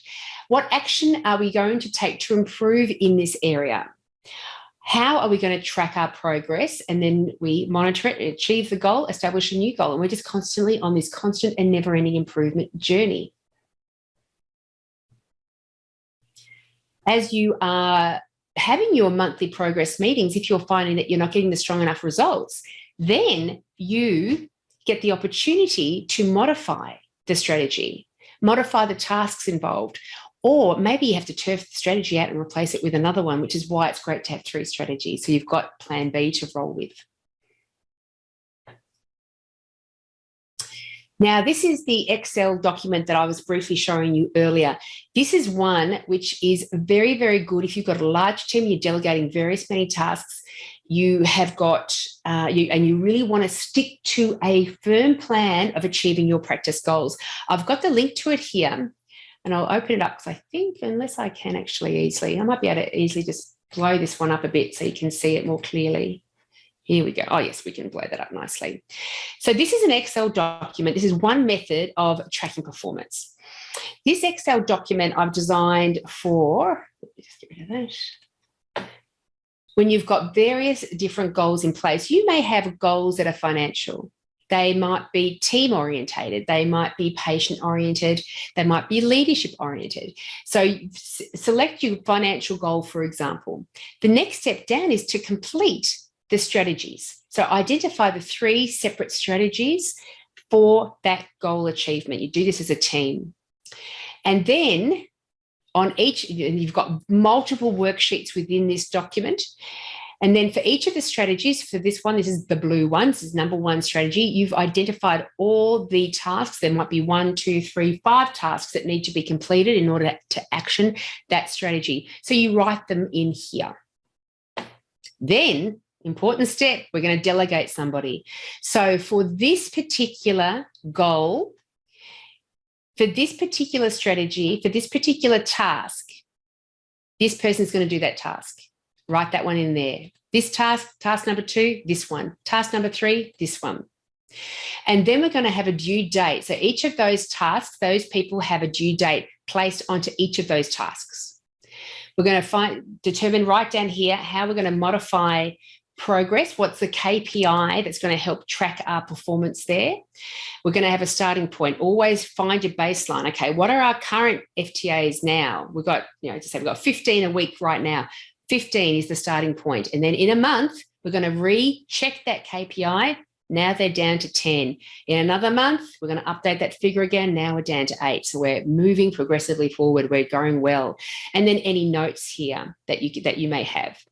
And so that KPI document, I'm just going to blow this up here so you can see it.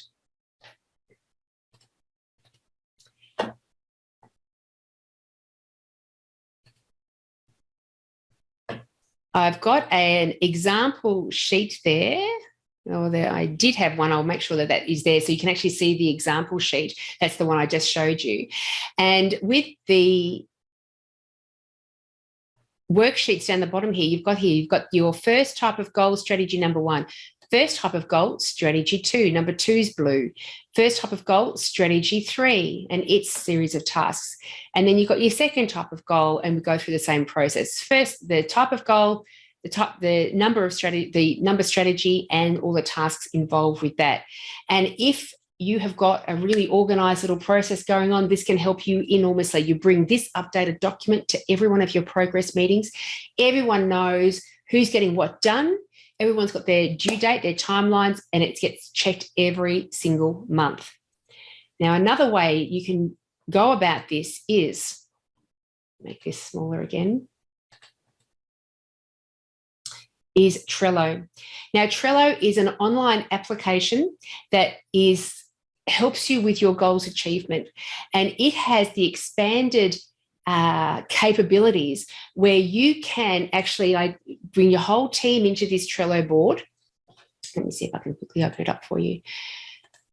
And you can actually, within the Trello board itself, give everyone certain timelines to do things, and then they get alerts on their phone, in their email boxes of you are supposed to get this done by then.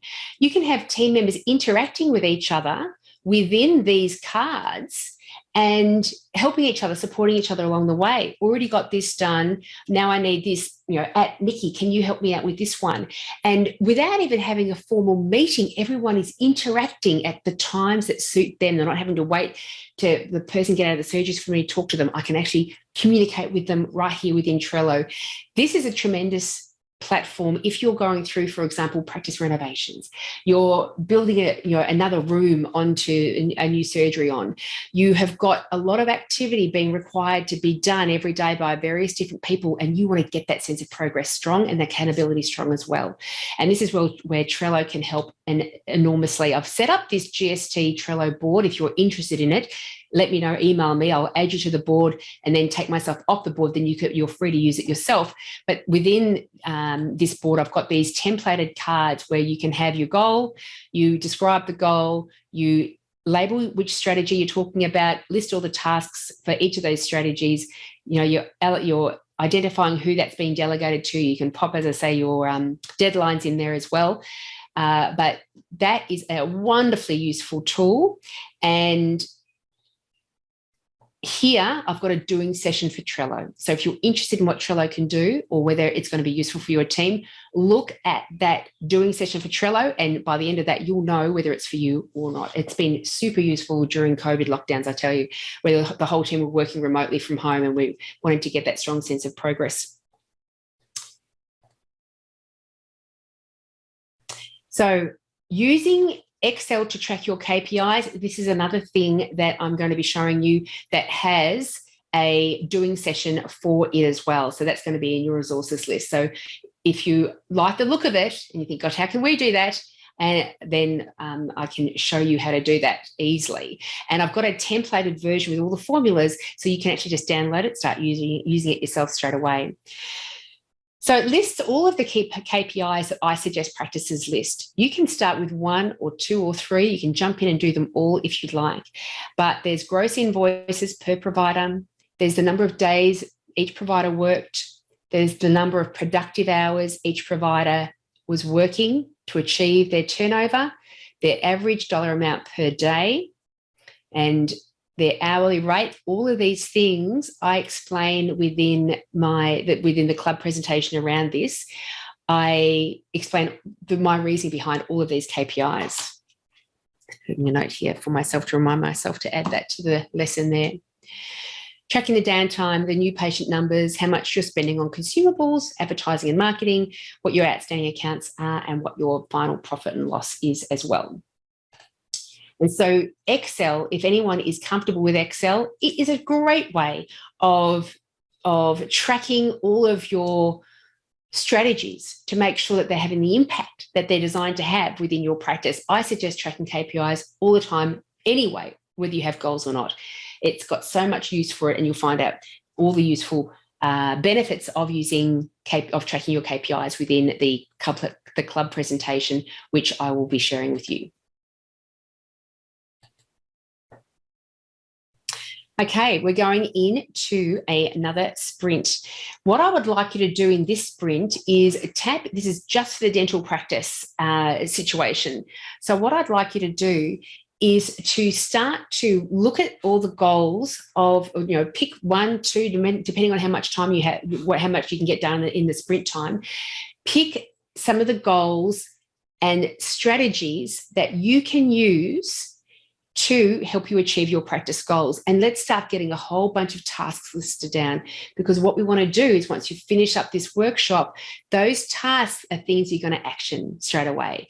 Either you'll think to yourself, okay, I'm going to look at Trello, or I'm going to be looking at one of the other methods, and I'm going to make sure that our team are going to be utilising these things moving forward, whether it's the Excel document, the GST document, whether it's the Google Calendar, whatever you're going to do. We're going to start identifying the tasks that are required for our strategies and actually schedule them in. So the very first thing you need to do, because the scheduling of everything in happens after the workshop, because you need to identify what's going to work for you and set it up.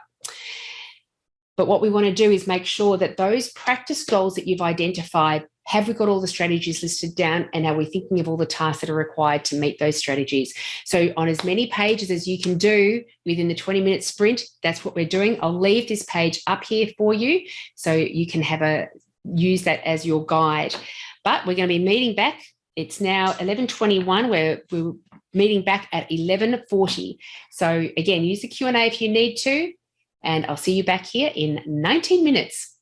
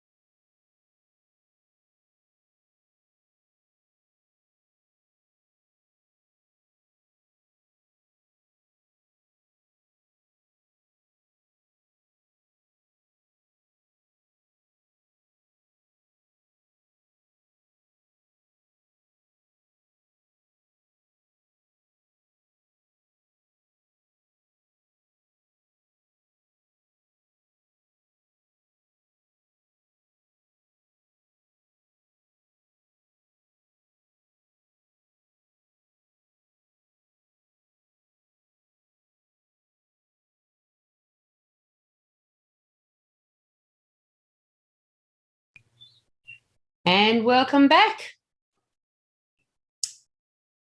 I hope you did well with that.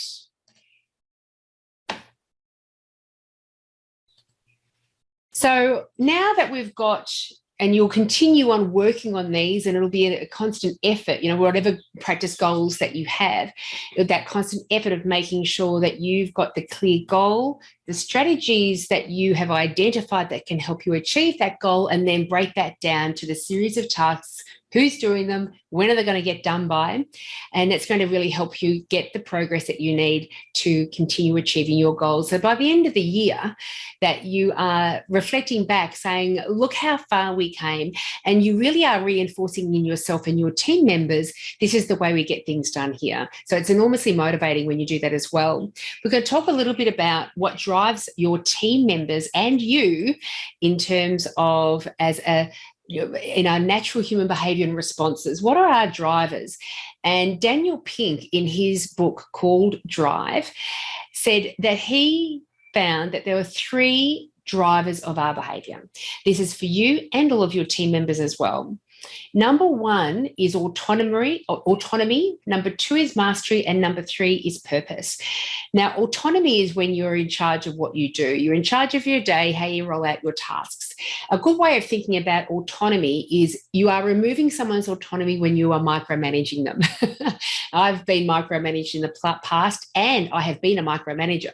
And I recognize the detrimental effect it has to be micromanaged. You lose your confidence, you lose your problem-solving skills, and you lose the short-term memory that you need to be able to function every day. It's quite a bizarre thing. It happened to me within a short time, 6 months. So autonomy is a wildly important thing. We don't like to be over-controlled. We like to be in charge of what we do. Nothing wrong with supporting and guiding and training, different, but don't scrutinize somebody else's behavior. And so we do like to have master of our domain like that.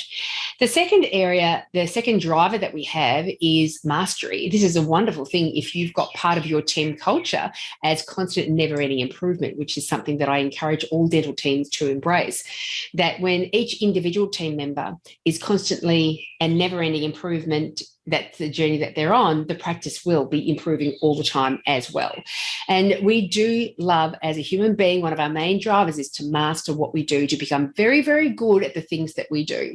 And so it's wonderful that it's one of our main drivers. Keep that in mind when you are creating an environment where when you recruit new team members in, that you want people to love being there. If you provide some sort of training ground where they can constantly improve their skills and the business itself is always improving, that's going to really tap into one of their main drivers.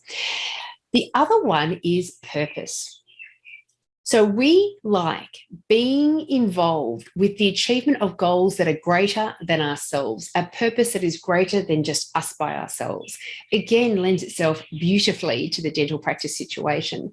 So when you start to identify dental practice goals and you involve people in identifying how we're going to reach them, and everyone's playing a role in reaching those goals, we are tapping into purpose for them. And so recognize that purpose is one of the main drivers of your team members. And so getting these, involving them in the goals achievement process is going to be a motivating force. The ways you can make sure that the team members themselves maintain a sense of importance and urgency over all the bits and pieces they need to get done, and keeping the goals achievement process current in everyone's mind, there are 2 ways you can get that done. Number 1 is the morning huddle. Utilize the morning huddle as a magnificent space to remind everybody, remember what we're working towards, remember we've all got things that we need to get done in order to do that. With the morning huddle, and I've got my morning huddle here, the template here for you, you can download it right here. Within that, first of all, we go through the previous day follow-ups. Are there any TLC phone calls that we need to make? Was yesterday's lab work sent off, etc.? Then we go into today's requirements. So you move through every patient, making notations of how we can prepare for all these patients for the day, so we never have to start racing around with the patients in the chair looking for stuff. Then we're planning for the day. So where we're going to schedule any emergencies, if it's a full schedule, have all the patients being confirmed, all the daily operations stuff. And then we look at the coming schedule. So this is where you can start identifying, this is our next unscheduled spot, between 3 and 4 tomorrow. So everyone keep in mind of that. But then we've got the focus on, and the focus on area is a space where you're constantly changing what you are focusing on as a practice. This is a tremendous way to implement a new system. Remember, we need to clean out the suction traps on the suction every single day. And you keep that as a focus on until it gets done every day. Because what we're trying to do with the focus on area is maintain the sense of importance and urgency over the things that we need to do. Otherwise, they get lost in the Groundhog Day and no one's really making anyone accountable and it just doesn't get done. And how often do we say, we've got to get this thing done? But now, and at the time, everyone's really enthusiastic. Yes, we'll get this thing done. But then what Monday moves into Tuesday, into Wednesday, into that week, into that week, into that week, and then nothing gets done. So the focus on area in your morning huddle can be a wonderful way of maintaining sense of importance and urgency over all the things that need to get done, including the tasks that team members have been delegated with a due date as well, reminding everybody, how are you going with that task? Has everyone got their tasks? How are you going with it all? Are we getting them all done on time? And if we go up to this Eisenhower matrix, this is a wonderful way of making sure that you're just getting the important stuff done every day. And it's a wonderful indicator of what I mean by maintaining a sense of importance and urgency. And this has to be done in your personal goals as well. This is why putting notifications in your online calendar, making sure that alerts are coming through, making sure everything's scheduled. This is what it's all about. So it doesn't get forgotten. It gets forgotten when the sense of importance and urgency goes out the window. Once that starts to reduce, so too does the action, the progress that reduces as well. So the Eisenhower matrix is across the top here, we've got high urgency to low urgency. And then down this side here, we've got high importance and low importance. So everything that falls into the basket of high importance and high urgency, do it. Just do that stuff right now. We do those sort of things right now when they're important and urgent. When they move down in urgency, but they're really, really important, then schedule that in. So if you've got tasks that need to be done to address your strategies, and you have to say, this is really, really important, but I'm going to schedule these spots in, because we don't want to always be working from importance and urgency, because that's when we run out of time every day. So as much as possible, work in the schedules area, in that blue box that we've got. We understand it's all important, but when the urgency is not there, we can then have the affordability of time to schedule these things in. And when we schedule them in, we're going to make sure we do them. We're going to put alerts in. We're going to delegate them to a certain person. We're going to put a due date on it to make sure those things do happen. One of the wonderful things with your online calendar is if you don't get that thing done today, then you drag it into tomorrow. It's as easy as that. It doesn't get forgotten. It's rescheduled. Just to go through the rest of that Eisenhower matrix, if things are of low importance and high urgency, they're great ones to delegate. And, this is purely from a productivity perspective. This is where your receptionist will really utilize this well. If there are things that are low importance and low urgency, then they're the ones that always hang around on your to-do list forever and never end up getting done. I've got a personal little rule that I have, that if I'm dragging something in my schedule to the following day, to the following day, to the following day for 2 weeks, I dump it. Because it's obviously not urgent or important. So just dump it. But start as a team, as a human being, for your own personal goals as well. Start being able to rely upon yourselves of doing the things that are required to get done. And part of that's maintaining the motivation. Part of maintaining the motivation is making sure the sense of importance and urgency over these things remains high. The morning huddles are very good to get your team members on board. Another way is these monthly team progress meetings, is where you all meet together. Now, keep in mind, people are far more willing to do stuff that they've been involved in identifying needs to be done. We don't like being told what to do. We don't like losing our autonomy. So if you want your team members to take on more responsibility and be happier about rolling out the tasks that are required to fulfill your strategies, involve them in the decision-making process, involve them in the planning process, and they will, off their own back, be more happy to go ahead and get those things done, because they are functioning from an autonomous space, heading towards a shared goal of purpose. So every month, schedule it in. Make sure this time is as important as a fillings appointment time. Like, you don't want to cancel out these these monthly progress meetings. This is where the juice happens. This is where we all get remotivated as well. Ensure the whole team feels included and influential in the achievement of your practice goals because they're having an input. Bring the KPIs and discuss the results. So bring the Excel document with all the KPIs listed there, or the GST Excel document where you've got your goals, strategies, tasks, who's doing what, by what date. This is how we're going to track the results, whichever method you choose to use, whether it's just keeping all of your notes in a very organized way in a notepad, whether you're using Trello because you've got larger projects at hand and you want to have that deeper level of communication throughout the month, which select something. You can always use it for a while and change it to something else if it's not working well for you. But select something, bring everyone together and go through the documents, go through the Trello or the GST list or the KPIs report. Brainstorm ideas on how to achieve stronger and stronger results with the strategies that you are employing, and use this opportunity to delegate the tasks, follow up on progress, are things being done and the due dates being met, and provide support. Acknowledge great wins and good performance and celebrate along the way. People love to be acknowledged. They need to be acknowledged. It's a wonderful thing to acknowledge and have acknowledged to you the things that you're doing really well. Always reward the behavior you want repeated, both for yourself in your personal goals and as a team as well. And a wonderful reward is that acknowledgement. So support all the way through. So those monthly team progress meetings, that's crucial. So with your own personal goals and your own personal performance, you've got your weekly audit. And then for your dental practice goals, you've got your team progress meetings every single month. I really do encourage you to do that.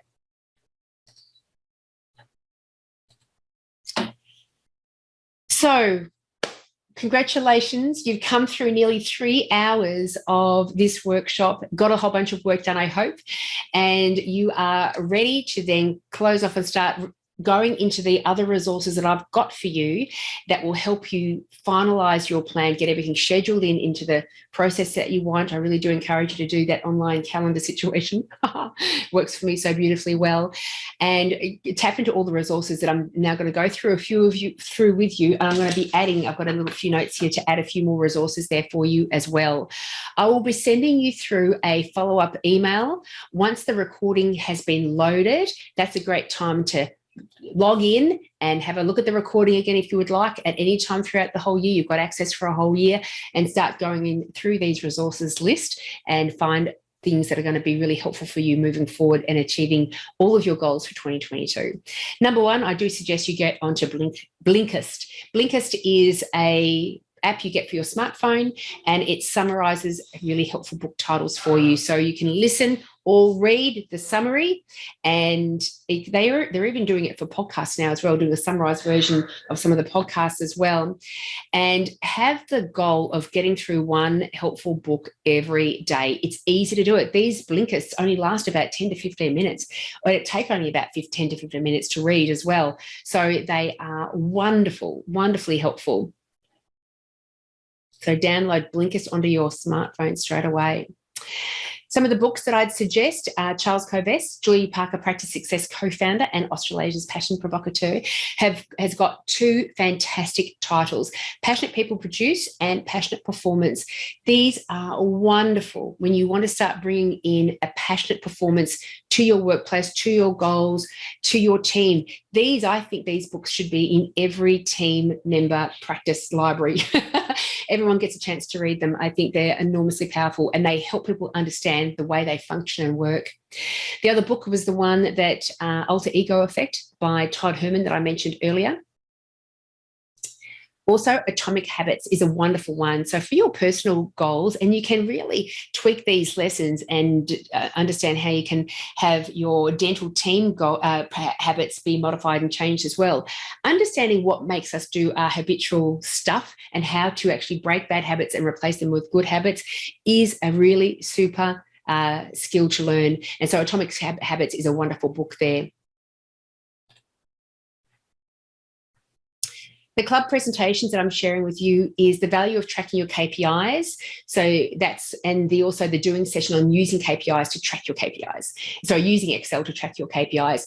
And so tap into those straight away. You don't need them to be loaded first. They're already, the links are right there. So go into those to really understand the KPI report that's generated within Excel. And if you would like the one with formulas, then just let me know. I think it's actually already attached there. The one with formulas is already attached within there. So it's part of that lesson. Also, the doing session for Trello, how to use Trello. Have a look at that, see if that's going to work for you and your team. Identifying and achieving practice goals. This was a lunch and learn presentation that will go deeper into some of the goals that you can identify for your dental practice and what kind of tracking you can utilize for it as well. The doing session on the Google Calendar is also there.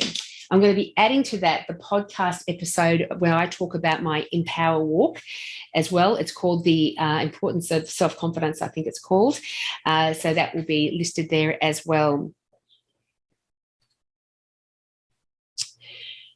Self-authoring. Now, we were speaking earlier about future pacing. This is where you look at your bright, shiny goal, really have a look at what the characteristics, the habits, the behaviors of the future you who has already achieved that success, and start living that life now. Another big motivating force for me and for many people is to flip that on its head. And you may have noticed in my big goal that I've got the anti-goal here. And what the anti-goal is what, and I did this with Anthony Robbins when we Unleash the Power Within, and that's one of his training courses, and also self-authoring. Jordan Peterson, the author, and two of the other professors that work at the University of Toronto and McGill University, they developed this self-authoring process that does the same thing. One element does the same thing. And this is future pacing your life. What does it look like 5 years, 10 years down the track if you did not achieve any of your goals? If you did not stop any of the unhelpful habits and behaviours? If you did not get any kind of progress and you stayed the way you are right now? So start to extrapolate what impact that would have on your life. And within this self-authoring, it's an online thing you can do. And I've got the link right there. Just click onto it and it will take you through, these are your strengths, what are your weaknesses, all that sort of stuff. But go to the area where you are identifying your undesirable future. And when you start to really write down and think about, gosh, what if nothing did change? What you end up with is a document, a future that you will run screaming from. And that can be a wonderful motivating force. I wrote up mine and it's traumatic. The relationships start to struggle, your health declines, you're unhappy about everything, so you start to drink too much, and then you put weight on and you've got your difficulty moving around, and then you go on into your 70s, your 80s, your 90s. What does your life look like if you did not take the steps required to improve?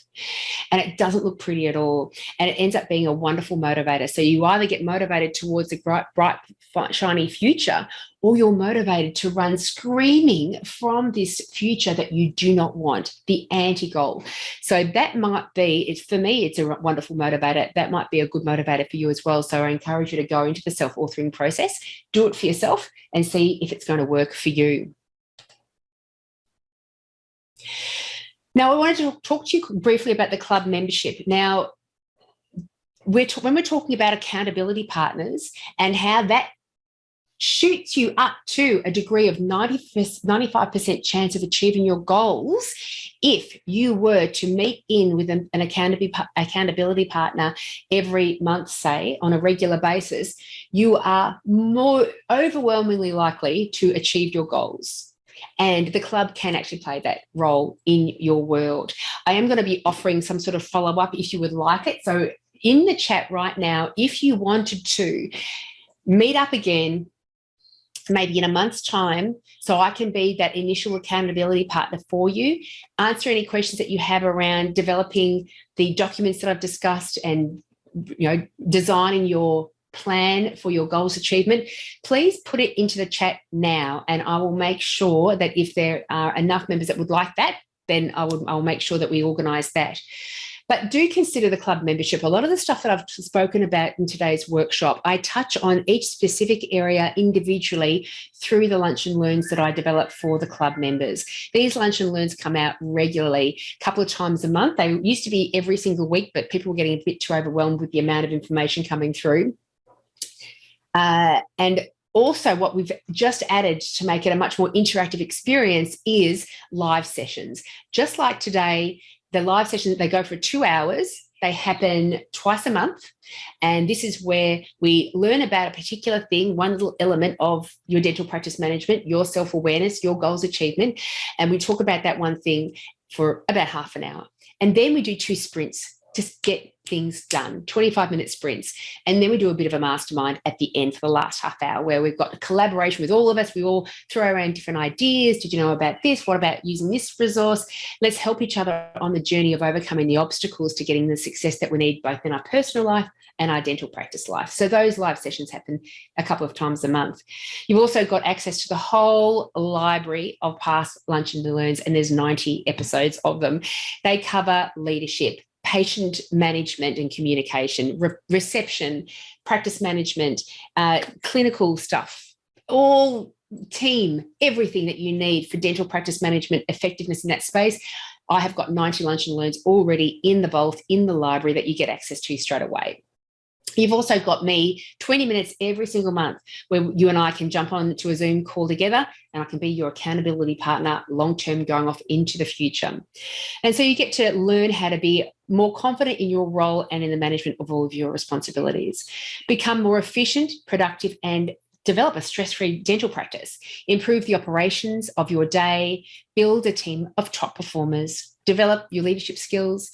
Implement systems to consistently deliver your desired quality service to your patients. Attract and keep dental patients. Identify and achieve practice and personal goals. Build your self-awareness for greater enjoyment for work and for your work and for your life as well. It's only $199 a month to be a member, and you get so much value. And I really do deliver so many different insights and ideas and ways of doing things and how to doing sessions. And it's a great membership to be a part of, and you feel part of a bit of a tribe, and we're all helping each other get better all the time, and sharing all of our experiences and what makes us successful, and where we struggle with as well. So it is really a wonderful space to be in. So I do encourage you to have a look at the club, and there's the link to the club page there so you can find out more about it. So this is what your dashboard is going to look like. If you've already accessed it, good on you. We've got things up here such as the library, private coaching, private podcast downloads, live sessions, community. These are all things that you gain access to once you become a club member. If you have any questions about it, or you'd like to know a bit more about it, please just drop me a line or send me an email, whatever you'd like. Do go to the link on the previous page so you can actually find out for yourself what it's all about. But this is where we've got a whole bunch of stuff in there for you. So I'm just going to stop the share now. We're still recording. If you don't get a chance to put anything in the chat that you'd like me to see, email me straight away. I will be sending through a follow-up email within the next few hours once this 3-hour recording downloads from Zoom, and then I'll be sending you out your follow-up email. But do look at the other resources straight away if you'd like to stay in the headspace, and do look at the downloads that you've got there as well, and start downloading those so you can continue the journey of filling out your goals, determining your strategies, identifying the tasks, and scheduling this stuff in. That is your goals achievement plan, and you will have a wildly successful year if you take that additional step of getting an accountability partner. I wish you the absolute best in your goals achievement for 2022. If you are interested in meeting up again in 1 month's time so we can do a bit of a check-in, please let me know. I'll arrange it if there's a few members that are interested in doing that. Otherwise, have a lovely day. I thank you so much for your attention. It's a big chunk of time to devote to doing something, but I hope you have found it very useful. And I hope it is your first step to making sure 2022 is one where by the end of it, going back to the Osmos game, you're as big as you possibly can be. All the very best to you all. And I'll just double check if there's any notes there. My pleasure. Oh, a few notes. My pleasure, everybody. Thank you so much. I really have enjoyed the process. This is the first time that I've rolled out this workshop, so I hope it's been really valuable for you. And I hope that you have got a firm structure in your head of what you need to do to make sure 2022 is a bonza year. So I look forward to speaking to you hopefully again soon, hopefully within the club or in a month's time. That'll all be fantastic. So all the very best. Speak to you soon. Bye-bye.